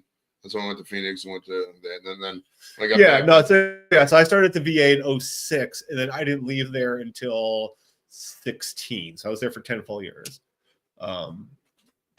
Yeah, he doesn't smoke cigarettes. I remember when I've never smoked cigarettes. When he was 10, because I started smoking cigarettes when I was 15. Because I was drinking, I was a freshman in high school, the latter half of my freshman year. First time I started drinking beer was confirmation. I had like 5 beers. This beer don't make it anymore. It's called Colders 29 from Miller. It's frost brewed at 29 degrees. But I had 5 of those in the back of the motorcycle. That's some marketing, dude. I had 5 of those in the back of the motorcycle shop over there, 105th and Jasper, or 105th in right across the street from that store there. I think it's like a fucking Spanish church now. That's what it was last time. Oh, like at 5 Points? Yeah. Okay. Yeah. One of those cars. We're drinking. There was a motorcycle club there because there was a convenience store on the other side, and then there was the Jehovah's Witnesses, and then there was houses on the other. Yeah, so you go in the back of the motorcycle shop and drink those beers. Okay. And then I remember that. And then I never went into that motorcycle shop, but I know where it is. But you're right, it's not. Then after a while, this guy that we were buying a beer from wanted to sell us beer, so I was like, I need to keep waiting to get this buzz going. So I got introduced to cigarettes, and I like those. And I would smoke, like some of the neighborhood kids would smoke cigarettes with me. And Tony one day was they were sitting there up in the one room and he tried it, and he was like 10, he didn't like it at all, so he just didn't smoke cigarettes. No. Now I was in Iraq in 2011. In 08, I was in New Jersey in 2011, so I helped a little bit because we were doing a lot of the stuff going over there, but I was mostly doing passenger service. Yeah, like, were you at Andrews? No, I was at Andrews was one of my options, but they said the guy had DUIs at the time, so they were like, you probably wouldn't get in there, so I went to McGuire. Okay. Yeah, right by Fort Dix. Now it's called Joint Base McGuire Dix Lickenhurst. After the joint That's basing. A great name. Right. Fort Dix Licks. No, it's Joint Base McGuire Dix Lickenhurst. It's a three-prong thing. It's like a chick gets divorced, gets remarried kind of deal. Like Selma Bouvier, Mulholland, or whatever the fuck she is in the show. That's a great topic. So me and Tony. Let's do some. So like, check this out, dude. Oh, thanks, Drew. Appreciate it, brother. Appreciate it. Also, have fun out there, BJ. DJ, play nice. Well, we'll kick it, brother. Yeah. So we had I remember the Simpsons back in the Tracy Ullman show back in 87, 88. I remember the original ones. Dude, I used to watch because Fox back in the day, Fox TV for those in the States, those in the UK don't know, but those guys are probably in bed by now. But Fox over here was a fledgling network when they first came out. Like their first show was like 86, and it was like Married with Children, something like that. And this is the most random shows, but they were trying to make it in the world, and they had, because there was this three-prong monopoly of NBC and CBS out there. So Fox was doing whatever. They took a chance on the Tracy Ullman show, and there was this cartoon in there called The Simpsons, but from Matt Groening. And he ended up, getting a full special on The Simpsons, The Simpsons Roasting on Open Fire, which debuted in December of 89. And I remember that because 35 years ago. At the time, they showed, I was obsessed with the Roman numerals at the end of the thing, and they had MCMXC, which is 1990 in Roman numerals. First time I seen that. And I was like, oh, cool, look at that. They're not even, and it wasn't even 89. It wasn't even 1990. It was 89 when they aired it, but they put the wrong Roman numerals on there. For whatever reason, maybe they're going by fiscal year. But we really got into The Simpsons when we was little, bro. Like, especially the 90s. Oh, God, yeah. We'd watch it every fucking day, like 5:30 at 6:30 on WUAB, like because they would show it, especially when they started showing it in the syndication. Man, they started watching it all the fucking time. We watched every episode live. We did this for probably good 15 years. I would say it went well into even when I got into college and he got into college. We still watch The Simpsons every now Oh yeah, no, 'cause it was. I mean, it was consistently on, and it was like, especially the reruns, because like, obviously it did fall off in terms of quality, but like those first 10 seasons from like 90 to 2000. Well, the Rex Banner ones, and I had a couple clips. I'll play one or two some clips so you can find these fucking things. Hold on, because we're obsessed with it around here. Oh god. All right, this one's great. That's it. You people have stood in my way long enough. I'm going to clown college. The Clown College episode when Homer goes with the Krusties. I like when Homer did the two Krusties one too. Remember that? And they both went to their wheel, and the mom got that guy in church, Captain, what's his name? Yay, what was he talking about? Stay out of my business. Yay, Krusties. When I was coming back in, I was thinking about I don't want to make you think about the don't think about beer. Don't think about it. Because I'm not even thinking about beer, but I was thinking about that episode for some reason. Because it made me laugh. Don't think about beer. So what I mean, back then, do you remember watching because I couldn't tell you I watched every Tracy Ullman with the man, but I mean, I watched most of Tracy Ullman's. Yeah, you can find them on YouTube, and they're not as good. Oh yeah, no. But I'm saying, do you remember back then watching? Oh, watching on Tracy Ullman? Yeah, because I remember, like when we first got into the house, we had the TV on the first floor for a while, and it was that old 19-incher, like because that was the high technology, 1987, and in the bunny years, obviously. And I remember watching Tracy Ullman on that TV in the living room on West Boulevard, including Tracy Ullman, because that was the thing. And then eventually The Simpsons came around. Like I remember the song from Simpsons Roasting on Open Fire, Jingle Bells, Batman Smells, Robin laid an egg. Like I remember that like going around the school, like it was like the most important song in the history of the world. We watched that Bad Boy live, bro. That debut. Yep. And, I mean, it's weird though, because like I haven't watched it in probably. I watched it quite a bit up until we got this house. It's probably been 6, 7, 8 years ish since I watched it. It's still recording. No, Disney Plus bought because like we got Disney Plus because the kids obviously it's just what they do, and Disney Plus now has the rights to the entire Simpsons catalog. So if you subscribe to Disney Plus, you can just pull it up. And you can watch whatever Simpsons episode you want. It's great. They might even have like a random button too, just to. That's funny. Well, I mean, we're so much into the clips now, so we just do whatever. There's like talk about things I have done while stoned. Like just go on YouTube and just watch like Barney's Greatest Hits or Mole Man's Greatest Hits or whatever. And you can just watch these compilations, and they are amazing. 100%. So that's pretty much all we do all day when we break it down. Just watch episodes. Did you see the football one when he that was crazy. Yeah. The ticket, first off, there's no team called the Spongos. And second of all, this ticket appears they put it on some sort of cracker. Because as part of Disney owning ESPN and Fox, they did like a live Simpsons broadcast on it was two shitty ass teams too. It was like San Diego. It was a Thursday night game a couple weeks ago. Yeah, I see that. I didn't watch it live. I got the highlights of it, but they pre-rendered the characters and pre-rendered the script to account for what might happen during the game, and then just played the things as events happened during the game. But it was a shitty game. Like it was two really bad teams. Thursday night football just happens to be like that most of the time. East West, man. Yeah, dude. When I was in the desert, that was pretty much I can't say just the desert. When I was in Spain. We had to watch the AFN commercials because like TV was that's all they had. But we had access to Spanish TV, so like we would watch that. We didn't really watch much TV when I was in Spain though, because like on night shift on Spanish television. Well, on night shift we just did whatever because I was on nights, and then once a weekend we worked to where we got 3 days on, 3 days off. So me and Nettle would just get in the car and just roll, still because there was nothing going in on it. The whole mission was like when the in-transit planes were leaving the bases, like Charleston. Dover, all the East Coast bases, most of them were C5s and shit. They were loaded with all the carriers. We didn't load any carriers. They would just come and land at Morón Air Base, Spain. We would give them some water, give them, if they needed food or whatever, take the garbage, that kind of thing. That was it. And they didn't come in much. So we were just, most of the time, we were just off. It was easily doable with 1 or 2 guys. And there was even civilians helping, Spanish civilians there, really nice people. So we didn't really watch much TV over there. And when we did go off base, like he said, Spanish TV. It was weird because this is like 06. And they had this dial-in show. Like the chicks could dial in. You could tell them what to do on the TV when we saw it in Spain. But in the desert, when I was in Iraq, definitely watch a lot of TV. They did have those fucking commercials, AFN Armed Forces Network. And it's not regular commercials like, oh, here's Tide Cleanser. It's shit like, oh, don't forget to turn your gear in, guys. And if you a little skit involved with it, it was nerve wracking.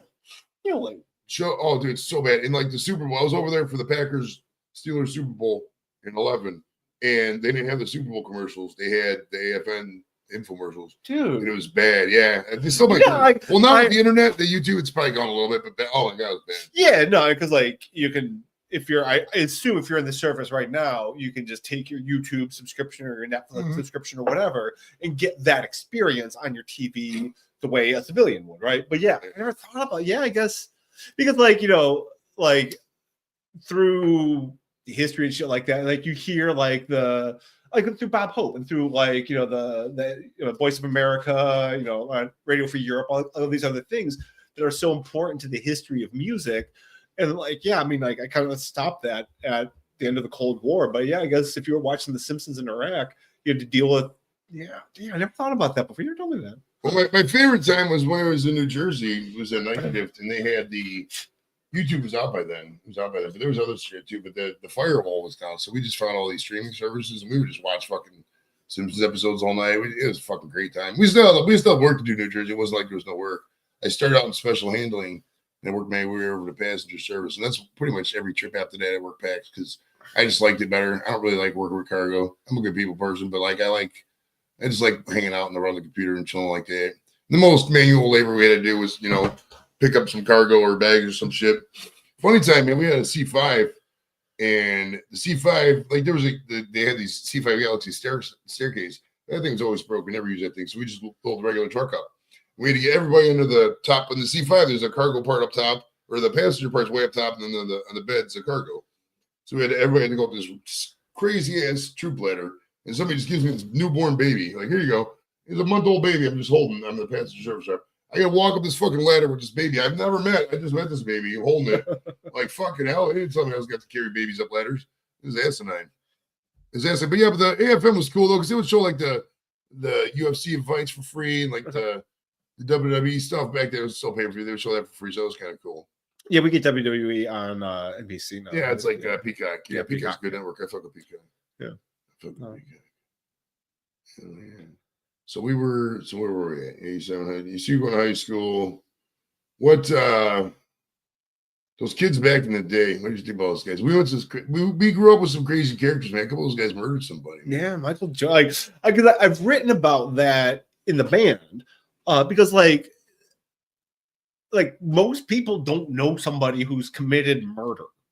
You know, it's something that like we've been through that, like I said, you know, because like he was just a normal ass kid to us. You know, like I remember him playing basketball over at John's. Like I remember like all this shit about him. And then like, oh yeah, he killed 2 people. Like, holy shit. And for me, like that was like you remember like the First Prince of Bel-Air where it's like, yeah, you ain't going here. It's just like that like really redrew my social circle. And that's why I started hanging out with like Andy Kopis and Dave Bergeon, like all these other guys who were from the suburbs rather than the people around our neighborhood. Because like I don't want to die. Yeah, well, it's fun. For those of you who know what we're talking about, back in 1997, we grew up with this kid, and his name was, ironically enough, Michael Jordan. Yes, that was his real name. No, what's right. He grew up a street over. We lived on Myra, and he grew up on Bernard. Yeah, Bernard. And we would just, everybody, you know how back was back in the 80s. Everybody would pick him, run around, hang out. He'd come over, we'd play, whatever. And back in 97, he goes into a Papa John's, and the story goes that he was there to rob it, and the lady smiled at him, and he just blew her away. So he gets charged with murder, gets caught soon after that. And he got put up, I think, it's 30 to life. So he's got eligible for parole. Really? Do you follow him on like a every 6 to 10 months? I check him up on the website. And like when I wrote about this, like I looked him up then, but I haven't. That was 6, 7, 8 years ago. I don't know, whatever. But yeah, we wrote songs about this because, like, you know, in my life now as like, you know, an upstanding citizen, it's like, oh yeah, right. Like you people, like you don't know what it's like to know like people are like, oh, that's my friend. You know, it's like you can be talking shit about them. And like one of the things definitely like, you know, spurred my opposition to the death penalty, like all these other things. It's like kind of on the side of the criminals, man. Like I kind of have to be. So like, even though I don't want to do that, I don't want to, you know, be there. I do want to be a good citizen. A good dad, good brother. Well, it's funny though, because like back then, dude, we grew up in this city, right? We grew up in Cleveland, and we had a lot of when I started driving, I met all these fucking. I know the subculture just started permeating somehow. Somehow we hang out with drug dealers and this and that, and it was just a weird time. Weird. 90s were weird. And that was, in like somebody said in the chat earlier, back then teens just drank, and that was my thing. I just drank. I didn't really ever want to get into the illegal stuff because I wasn't really down with like illegal shit. Especially stuff you touch is gonna be a fucking felony kind of deal. I mean, if weed was how it is now, maybe different, but yeah, I smoked weed maybe half a dozen times before 2015, not much at all. But I would fucking pound beer, and we had access to these stores, dude, these corner stores, and fucking hell, I could just get beer anywhere. It's fucking ridiculous, So I just go up there and get the 40s. We go up to the park and drink. When I started drinking, I turned, whatever to drive. I was drinking. I drove and drunk so many times in high school. So many fucking times. Yeah, keep me updated. Yeah, Mom hated. Oh, the thing I didn't bring is I have Mom's diaries, and she fucking hated that. Yeah, I threw down with it, bro. So Mom was not happy about that. But I of this shit I got from our parents. Like, I have all. Mom wrote a lot of diaries, dude. I did not know she wrote that much, and she kept them going till like mid 2000s. Okay, and then picked up a little bit when she got cancer. But by that point, it's like, oh, what's left to fight other than cancer? But yeah, I know from like the late 80s to like the mid 2000s, I got all Mom's diaries. They're weird. It's so weird reading them. Like, I don't know if I can read that. I mean, I could read it, but do I want to read it really? I mean, Dad's shit started earlier. So like, I have writings from Dad from like the 70s. Like I have the writing of Dad with the day you were born. He wrote a letter to you the day you were born. You ever see that? I'll find that shit, man. That's crazy. I'll find that shit, man. Yeah, the thing about Dad was he was so socially awkward. He was a really nice dude. He taught me to study good, taught me the value of a dollar. Still is be cheap guy. But man, that motherfucker was so fucking cheap. So socially awkward. Like he was very smart and sometimes just couldn't get with other people. Sometimes because he was so smart, and other times because he would get annoyed quick when he. Because he if he was around people who weren't like him, it didn't compute. It was so weird. Yeah, and then once Mom died, he just got into this funk. He started drinking a lot, man. He drinks so much. Yeah. I mean, in hindsight, it's like, could you stop him drinking? I could have went over there. He would have done it anyway. It's just the way he was. He was retired. He was going to do what he wants to do. And the guy had cancer. And he got his whole asshole taken out, shit in the bag. God, that sounds so bad, dude. Because I remember like he came over like to my house, and I forget how old the kids were. Both my kids were still in diapers, and like his fucking bag broke. And it was like, oh god, this on top of the fucking diapers, man. That was so. We would be driving in the car sometimes, and that was so horrible. Yeah, we were going to a game once. It was me, him, and Mom, and fucking that bag split up here, and we were over there by the east side. It might be a CSU game or something. I don't know, but we were the closest gas station was right there at East 22nd, and stop and swim, get a bunch of fucking paper towels, and everything. Oh god, it was horrible. But he just he got lazy with it. I think he got lazy with it, but. I mean, it's gross. Yeah, whatever. It's gonna happen to me too. Right. I mean, yeah. Hopefully, it doesn't. We'll see. Knock on wood. We'll see. Well, that's why you gotta enjoy all this time, bro. It's like if you look at our grandparents, they all died like. They all died. Yeah. No, I'm probably like our age and shit. Yeah. I'm not trying to die at 48, bro. No. I'm trying to live to be like. I saw William Shatner on fucking Bill Maher. He was 93. I'm like, that's my goal. I want to live to 93. Shit. Because that's why I want to be as old as Aunt Char. She's still alive. She's 89. Right, that's crazy, man. That's crazy. Is Lillian Trojan still alive? Keep up with. I don't know. Do you have a death alert for if the obituary gets posted for Lillian Trojan? Let's see. I'm assuming she is by now. Let's see, Trojan.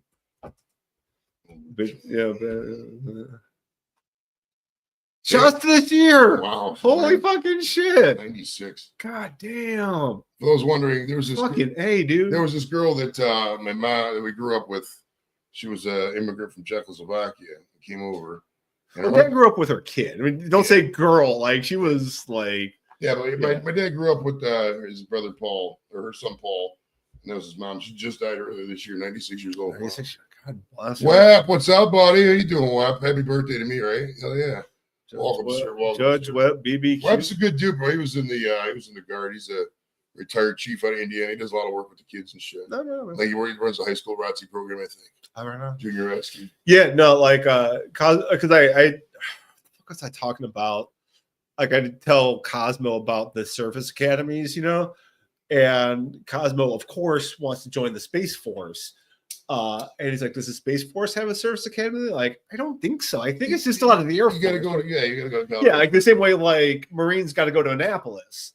Like, I think Space Force people still got to go to Space Force, Boulder or yeah. wherever it is. They did happy birthday, Space Force. They celebrated their 5th anniversary, but there's only like 15,000 people in Space Force. It's so young. Yeah, no, he has a challenge coin from the Space Force because somebody at his school knows someone at Pentagon Space Force. Oh, okay. And so next time we go to DC, which we haven't been to DC in like 2 years, unfortunately. DC's fun, bro. I love DC. I used to go every fucking year. And Andy Kopus lives out there. But yeah, so he has a challenge coin. I have some of Dad's challenge coins too from his various fucking things. Oh, from his VA stuff. Yeah, like Hurricane Ike. Gustav. Disaster preparedness coordinator. Yeah. Here's one from FBI. What is this?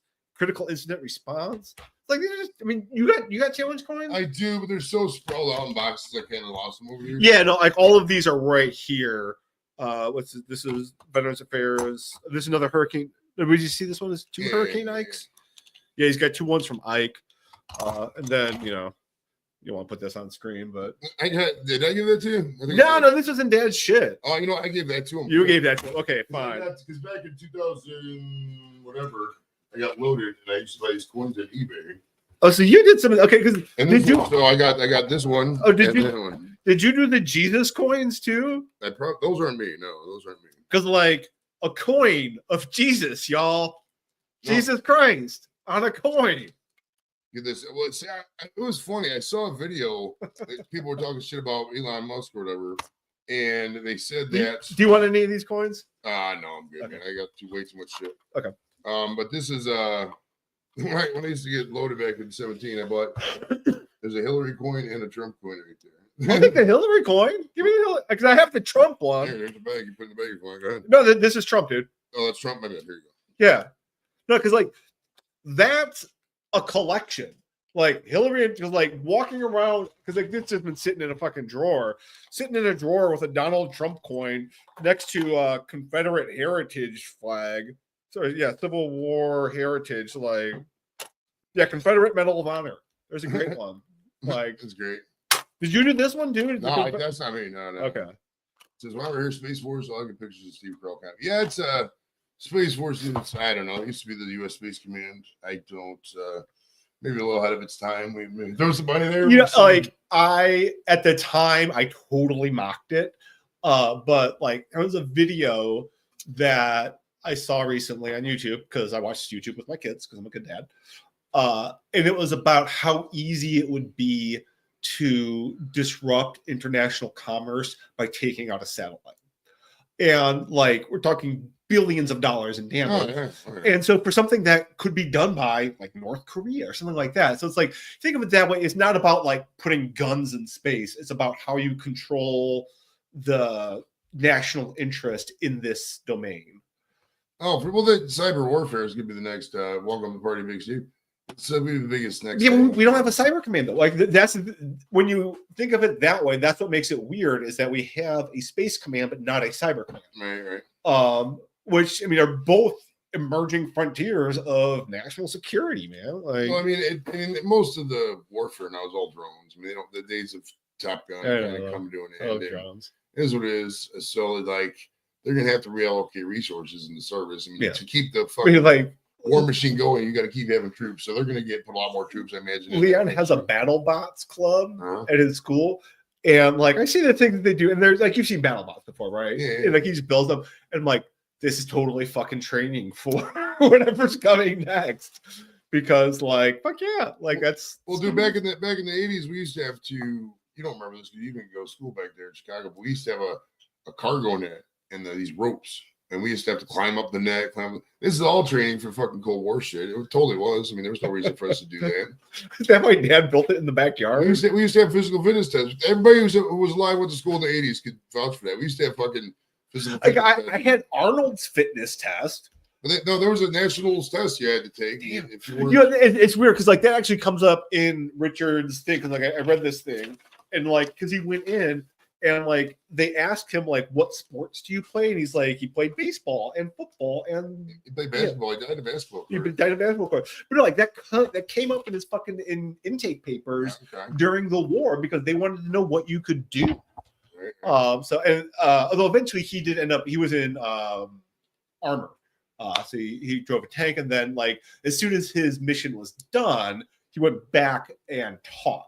Like as soon as he got in the, I don't think he was injured, but like, I think as soon as he could, he got out of the front line, which is common sense. 303rd Intel Squadron in Korea. Fun. When were you? What was your time in Korea, Web?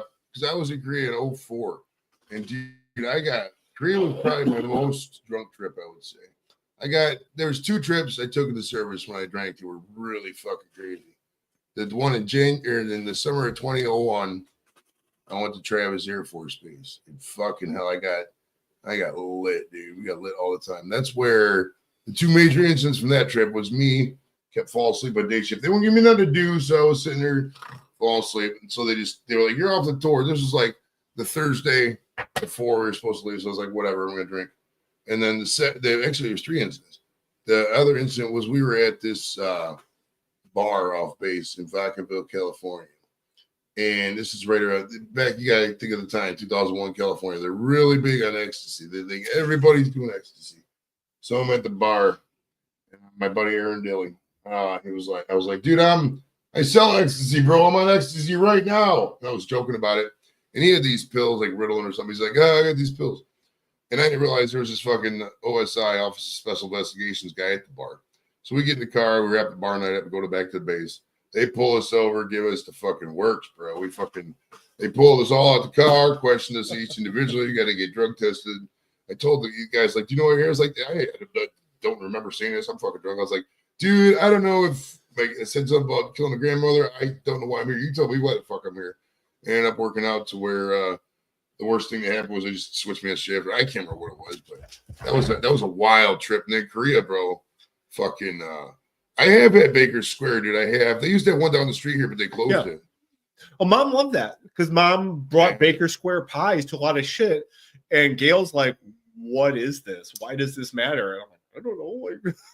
Yeah, kids used to love going there too. Yeah, we used to go there all the time down the street here.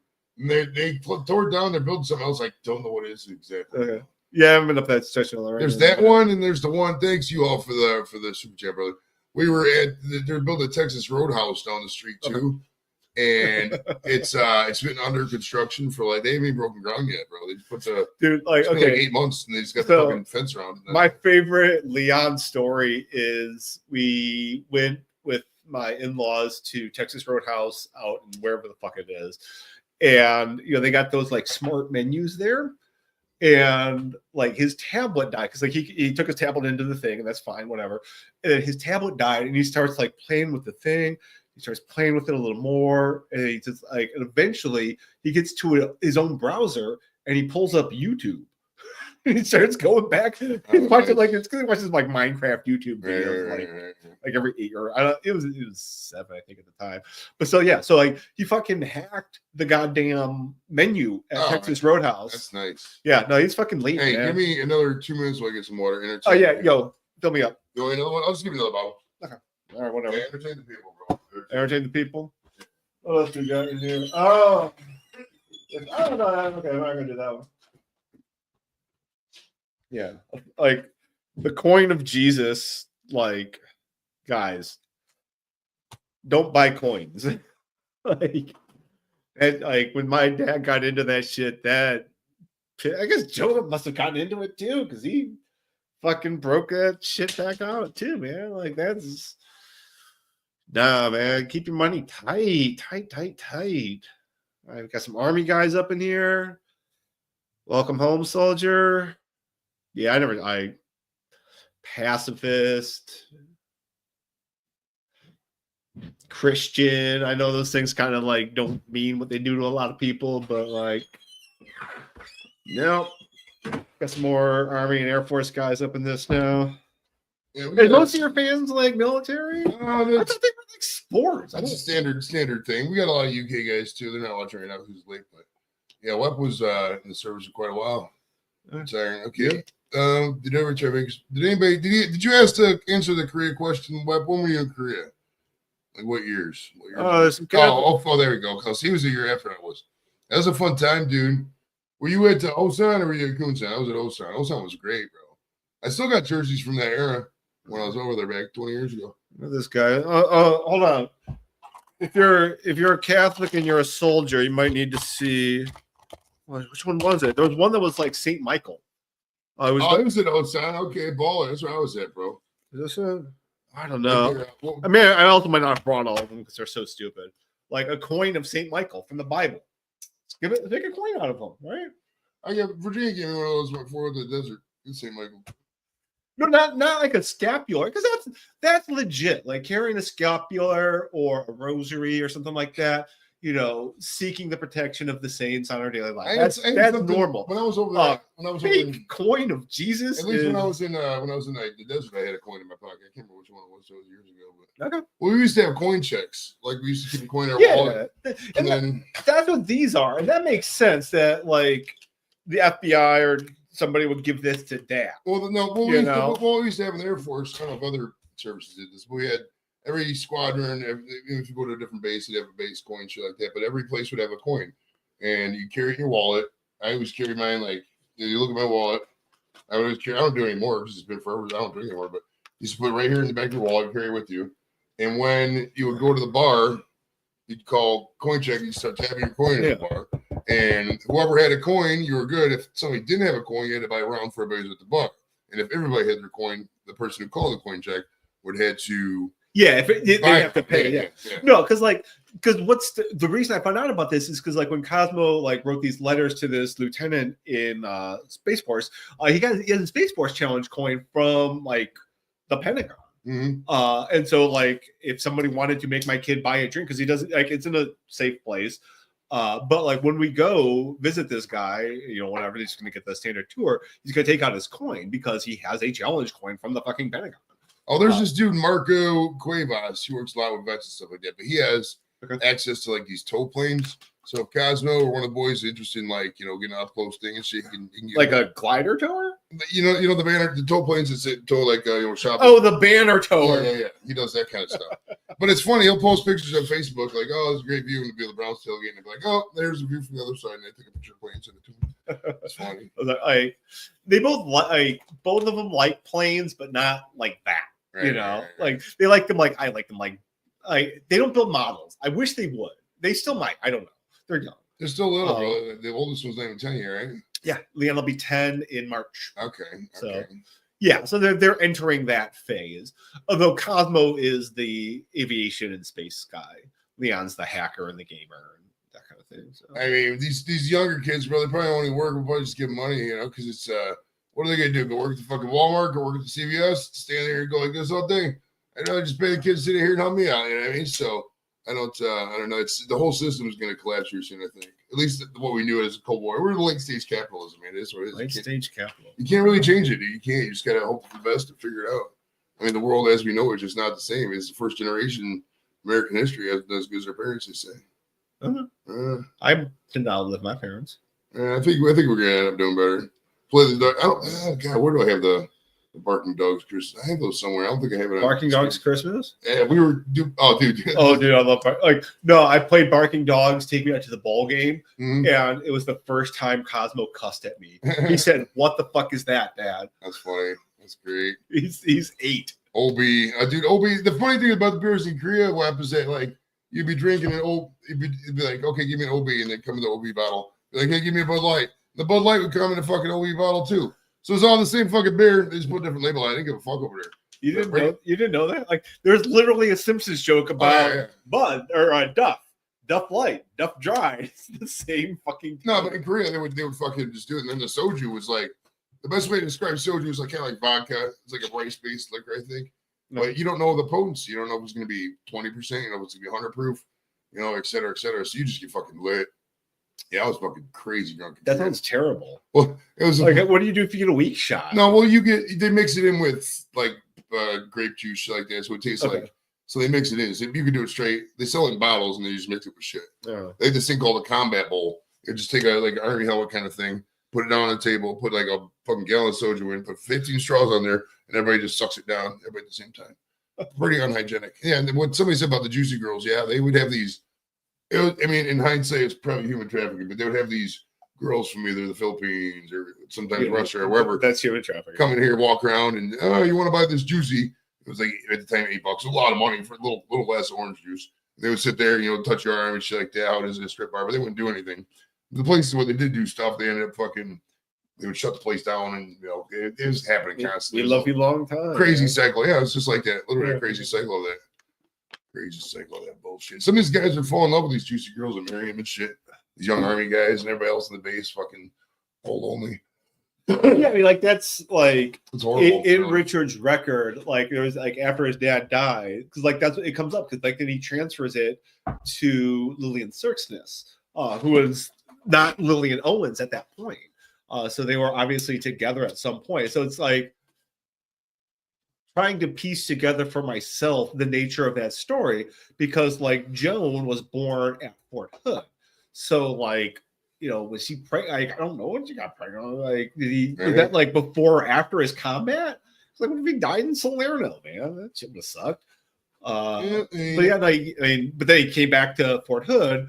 And I've talked to Joan a lot. Do you talk to Joan? I don't. Okay. I don't know if she's still friends with me on Facebook or not. Okay. No, I talk to Joan often, actually. I love Joan. Joan and I are buds. More so than Bud and I, actually. I haven't talked to Bud in a while. I haven't talked to Danny either in a while. It's been a while. Danny's having some problems, but Bud's fine. Bud lives out in Brunswick. We had a good time. Oh, he's on Brunswick now? Okay. Yeah. Yeah, he moved like after Melissa had her like third kid, he moved out to be with her in Brunswick. Okay. But anyways, like Joan told me how much her mom hated Fort Hood.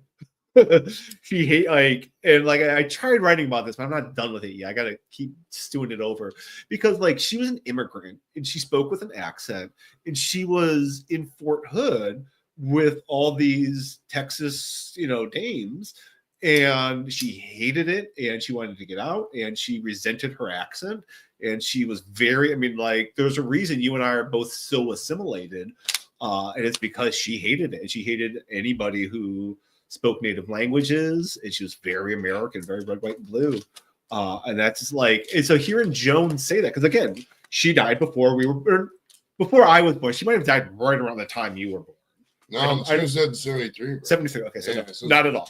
Never got to know that at point. Yeah. So hearing Joan talk about that's an interesting because like it feels like we bear that legacy. I mean, like we are very of right now because she hated so much of that part of her past and she put it behind her, and then mom put that behind her. So it's like, yeah, we were fucking born in 1987 when The Simpsons went on the air. We never left Cleveland either. It's never in my bones. No.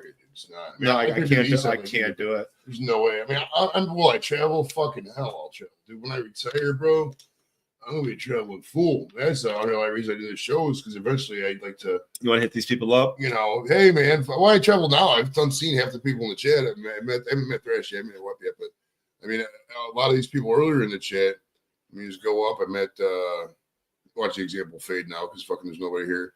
But yeah, I mean, we're like 2 hours into this. Right. Yeah. But I met quite a bit of people in real life. It's just how I like doing it. I don't want it to be just, and I'm going to get back into stand up too, but I'm getting back into stand up next year. So we're going to have some fun with that. Right. Shit like that. Well, let's get into some. Yeah, because you've done to the grog shop, right? Yeah, I did. No, it wasn't the grog shop. It was one with the B-side. B-side's right under the grog. Same people. Yeah. Okay. Same spot. It was rain. The one time we did that, it was fucking pouring rain, dude. Pouring rain. We're talking like torrential downpours. That was like after the show. It was like ridiculous. Yeah. Because we did the show on that back patio. That's where I met Don the first night, actually. Big Fat Don had been on the show a couple times. Johansson? No, the other Don. Don with 2 N's. Don, I don't know what the fuck he calls himself now, but he's when we first did the show back in 2019, him and Pat and Tom and Kerms would come over. Okay. and he was that's when I first met him. That's when I first met Mayo too. He's on that first show back in that was 2018, because that was when we might have done 2 shows out I there. should do stand. We might have done 2 shows out there actually, because I remember another show that was out inside. That was the night it was raining. That's 2 different nights. But yeah, it was a minute I ago. would be fucking great at stand up, dude. I'm taking a stand up course down with Dave Swenson down at the Funny Bone. You should take it. Dave Swenson? Yeah, he's a guy who's been doing it for a while, and he's got like Not Dave Swanson from New Salem. no. Thrashers, good stuff, man. I'll have to do a gummy for that one. Normally, as is custom on the show, I do a week gummy or 10 cents super chat, but it's my birthday. Some people are a lot more generous. Trash is probably chilling too, having a good time. He's a nice guy, man. He's a really good dude. Does a lot of work with horses. Check out Trash if you guys haven't already, man. It's a good time. Do you have a podcast too? He does. Most of the people are YouTubers in the chat. Okay, so it's other people who do Yeah, similar. there's friends and YouTubers and stuff like that.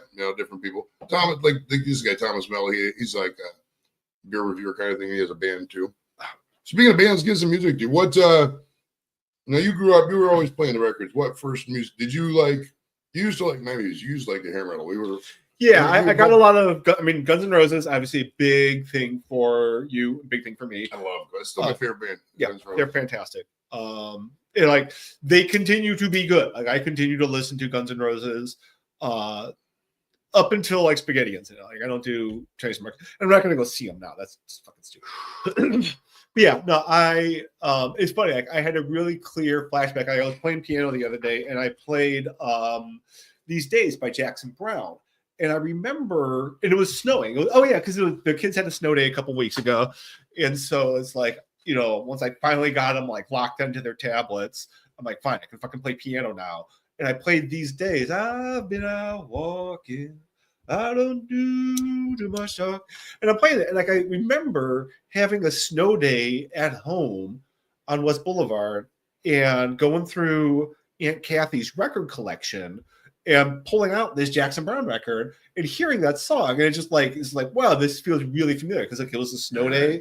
And like, but now I'm playing it. Like I'm involved with it because like mom inherited a lot of Kathy's records after Kathy died.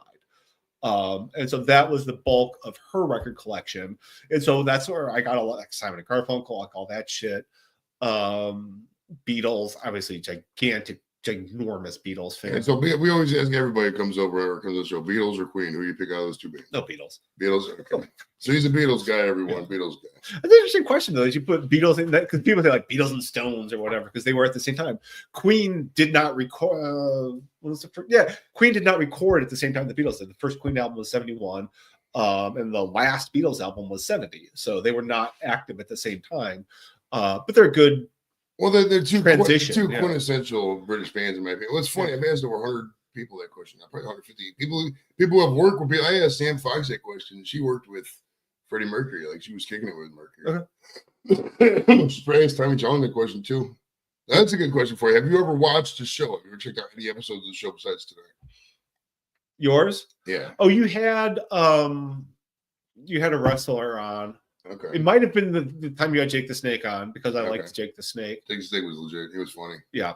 I think the one episode when and I'm subscribed too, because like I know you have to have a certain number of subscribers in order to get the live stream platform. Well, I'm going to be monetized for perpetuity, so the sub count doesn't really matter now. Okay. So I did that. Yeah, that's good. That's good. And I get it. You got fucking kids running out there, but eventually, man, it's going to be, hopefully we make it. I've learned the path to success, bro, is that you got on YouTube, especially, you got to get externally famous. What I say by that is that just me sitting here in my garage talking, etc. I always have the 11 people, 20 people watching, whatever, up to 30s, who knows? And I'll get the occasional celebrity, but at the end of the day, me just sitting in my garage is never going to, get to that fucking party level, get to where, everything pays for itself. I could potentially, retire, quit work, do that kind of stuff. You got to get externally famous, because there's a plateau, and there's only so much hours in a day. So getting externally famous, you get inspiration from stand-up comics, my roots. That's why I got into all that stuff. You know what I mean? I started doing YouTube because, it's easier to do open mics every night. And, Yeah, but I mean, like, because, like, I've never done stand-up. I've done improv comedy. They're very similar. And you get back into that shit, bro. I should take an improv class. But the point of it, though, you got, because, like, say if you bring up Jake the Snake. Jake the Snake runs a show now, Yeah, well, those guys a lot of guys I've had on the show, great shows. Tommy John runs the show, and a lot of people ask, why did you get shown that again? Well, he doesn't know show. He's not doing my shows like this anymore. So it's like when somebody who's already been famous for whole life like that does a show, and let's be real, it's easy. He's getting on camera talk. Like, I need property questions for this. And it's my brother. We're both about the chatty Cathy's, you know what I mean? So it's like we could just talk, and like the bar for something like that, it's easy. They just turn it on. There's fucking 1,500 people in the chat. You know what I mean? So for me to get to that level, I have to get somehow famous, and that path is through stand-up comedy, and I got to be realistic. You know, I got to work on punchlines, memorizing jokes and shit, which requires some back end, you know, not smoking weed, etc. But we'll figure that shit out, man. We're gonna have some, sit down comedy is way easier, for sure. Sitting down right now. Well, I've had a bunch of great interviews, man. I've gotten good at interviewing. I get to relate to people now. It's not all, you know, I don't bring any negative bullshit. You used to interview, dude. You was back in college. You talked to a bunch of people from Kent State or the Cauldron. Yeah, and I used to work at the newspaper there. Did musician. It's funny because I remember last time I saw Nick, she was wearing a Nikki. She was wearing a My Chemical Romance shirt, and it's like I didn't want to be that cool. I was like, I met them. I interviewed them. Because like, I totally interviewed My Chemical Romance. Flaming Lips. I remember the Flaming Lips one. That was one I remember. Yeah. So yeah, no, that's that was that when I said earlier, like that's why I had to go to CSU is because a lot of those experiences at CSU kind of like stayed with me about music criticism and music attitude and music culture. And the closest friends that I have now are those friends that I met at CSU. Like there's like incoming text messages now. These are all people that I would have met at CSU. Okay. So much more so than, I mean, I still keep in touch with some of the kids from high school. But like if you were at CSU and you were into music from 2000 to 2004, like I'm still down with you, you know, to this day. So I remember those days you streaming and calling every now and then. It'd be on WCSB, like just go on that radio show. Like that's why I was concerned. It's like, how come he cuss here? I don't actually. I've never been on a podcast. Well, it's because I allow the cussing because you have to allow freedom of cussing. But it's like just in general. I mean, by and large, most people when they're on a show like this or just a show in general, they don't cuss all the time. It's just nature. It's a different environment when you're on camera as opposed to being in a bar. If you're in a bar, fuck this, fuck that, whatever. But like when you're on a camera, you're generally trying to entertain, and that doesn't include swear words all the time. It includes swear word every now and then, but it's not part of the ethos. But as Americans, as strong believers in all the amendments, as you should be, you know, the First Amendment has freedom of speech in it. And thusly, we have to be able to have that option. You know what I mean? You do, as a true American.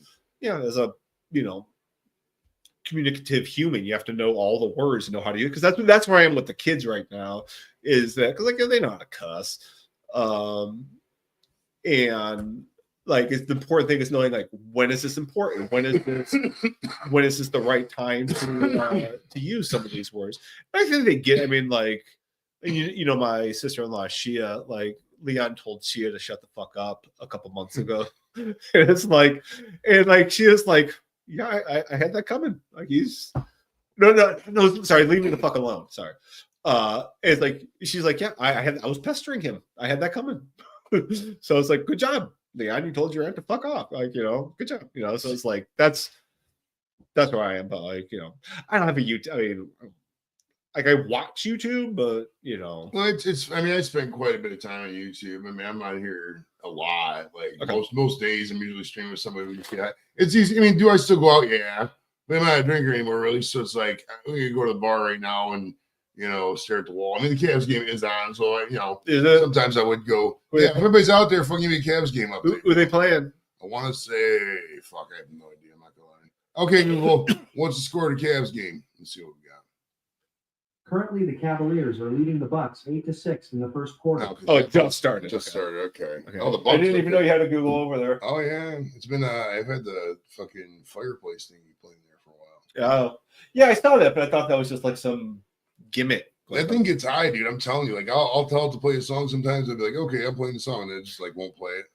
And I guarantee you, the fucking we get up in the mechanism and shit. So yeah, I mean, like I mean, come on, imagine being my Google speaker and having to deal with my insane requests for music. You got some like, weird music taste, bro. I do. I really fucking do. Hell, you got some weird shit. I really fucking do. Where did you know?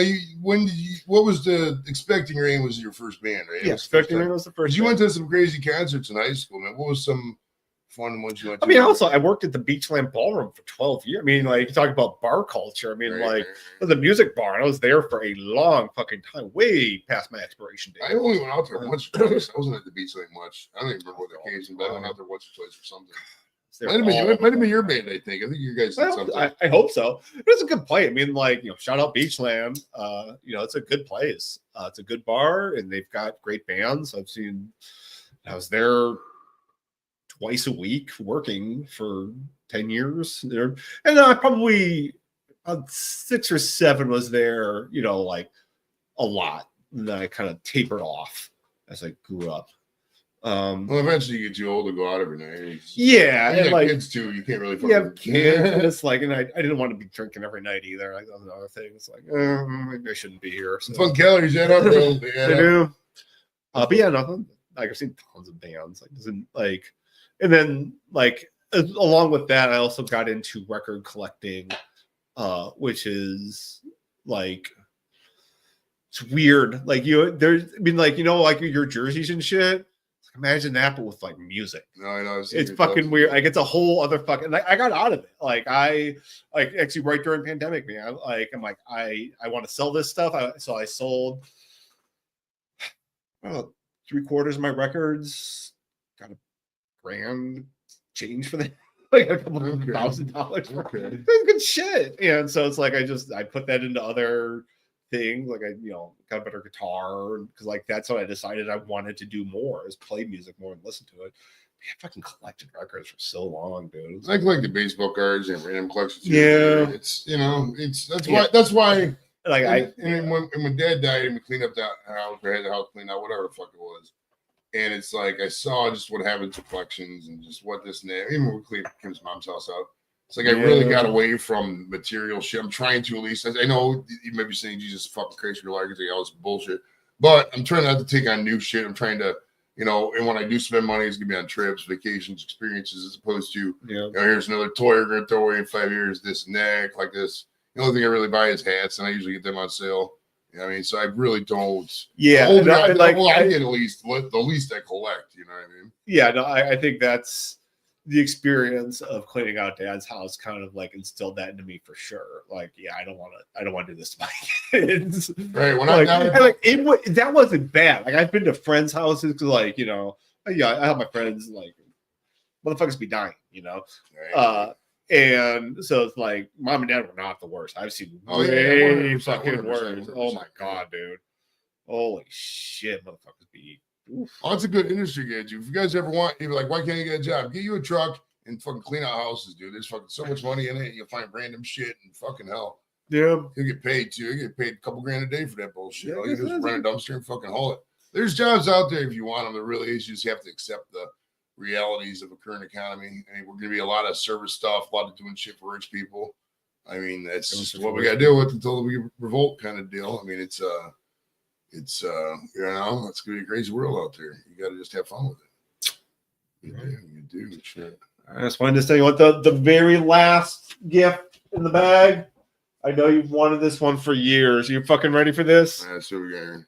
Oh, the Colts video. All right. So back in 1998, I went to the Best Buy up here and bought this video and gave it to Tony as a gift. It's been this rapper ever. Yeah, it is still sealed. That's great. From the 95, 96. When did it was Marshall Falk's rookie year because he went to the fucking... Okay. Did they win it? Or is this they were 8-8. This ultimate and Are you serious? Yeah. Why did you give me a thing of an 8-8? Because I was a weird fuck and I was drunk probably and I bought that video and just was like, hey, put this in there. And give it to him for Christmas. Yeah, no, it's still unopened. We still never opened this video. Yeah, so the diehard fucking Colts fans out there, the ultimate souvenir for you guys. Like, Marshall Falk's rookie year, bro. Peyton Manning wasn't there yet. Peyton Manning was like way later. It was 98. Really? Yeah. I thought it was like, because they traded after Peyton Manning's rookie year, they traded Marshall Falk to the Rams for a couple draft picks. They drafted Edgerrin James, and then. The Rams went to the Super Bowl. I've been moving that videotape around for years. Like, it's come with me in every house, and like I'm getting shit together. I'm like, oh, Joe like that, Joe like that. It's like, time to give Joe the Colts video. So yeah, Best Buy's still around. Keep this girl somewhere. I don't know where you want to keep her. Like, I think she looks good on screen, but probably get an up top thing going on. Yeah, that's so. Crazy, Yeah. All right. All right, well, it sounds Sign like, off, man. sounds like you're getting ready to wind down. Yeah. So we'll have to do a part 2 because there's a lot of shit we didn't even get into yet. Nope. So, ladies and gentlemen, don't forget Monday, 3 p.m. Eastern. Brooks Wheelan, comedian. He was on SNL for a couple years. Oh yeah, I remember that guy. He's going to be on. Great stand-up comic. Watch that special, Live from Alaska. It's funny. You're going to laugh your ass off. I watched it from start to finish. So thanks, everybody, for coming out. Thanks for all the birthday love. I'll probably see you on JBH, wherever else goes live. Thanks, Tony, for coming out, and we'll see you guys next time on this. Merry Weird Christmas. Table Degenerates. Let me see if I can play this out with the fucking... Christmas song. No, Christmas. there's a fun video that you're going to really like. Okay. Play before we go. What do you Before we go on. Hold on. I gotta find it. This is a Simpsons clip. Oh, okay. They changed the way they did this. So I gotta find it here. Hold on. Maybe near the bottom. Hold on. I'm fucking fried, so it's gonna take a second. Yes. They got a bunch of bullshit on here too. So much bullshit. So many random clips I never even played. Most of the internet's bullshit, man. Yeah, where did this clip go? Damn it. I have to go in the other one. No, it's gotta be in this one. It's gotta be in here. Look for any Simpsons clip you can see. Any Simpsons. Coffee, beer. No, it's not. It's not. Oh, it's funny. That's not it though. Okay. This is for my Australian buddy. When he comes in, they play it. We got a bunch of Trump shit too. Makes you laugh. Boobs. Might be. I got a There's lot. boobs in the internet. I got a lot of titty clips. A lot of titty clips. All right, hold on. Can't believe there's boobs in the internet. All right, hold on. Oh, here Oh, we Joe go. Namath. Yeah, here we go. I'm Joe Namath. Good night. All right, talk to you guys later. All right.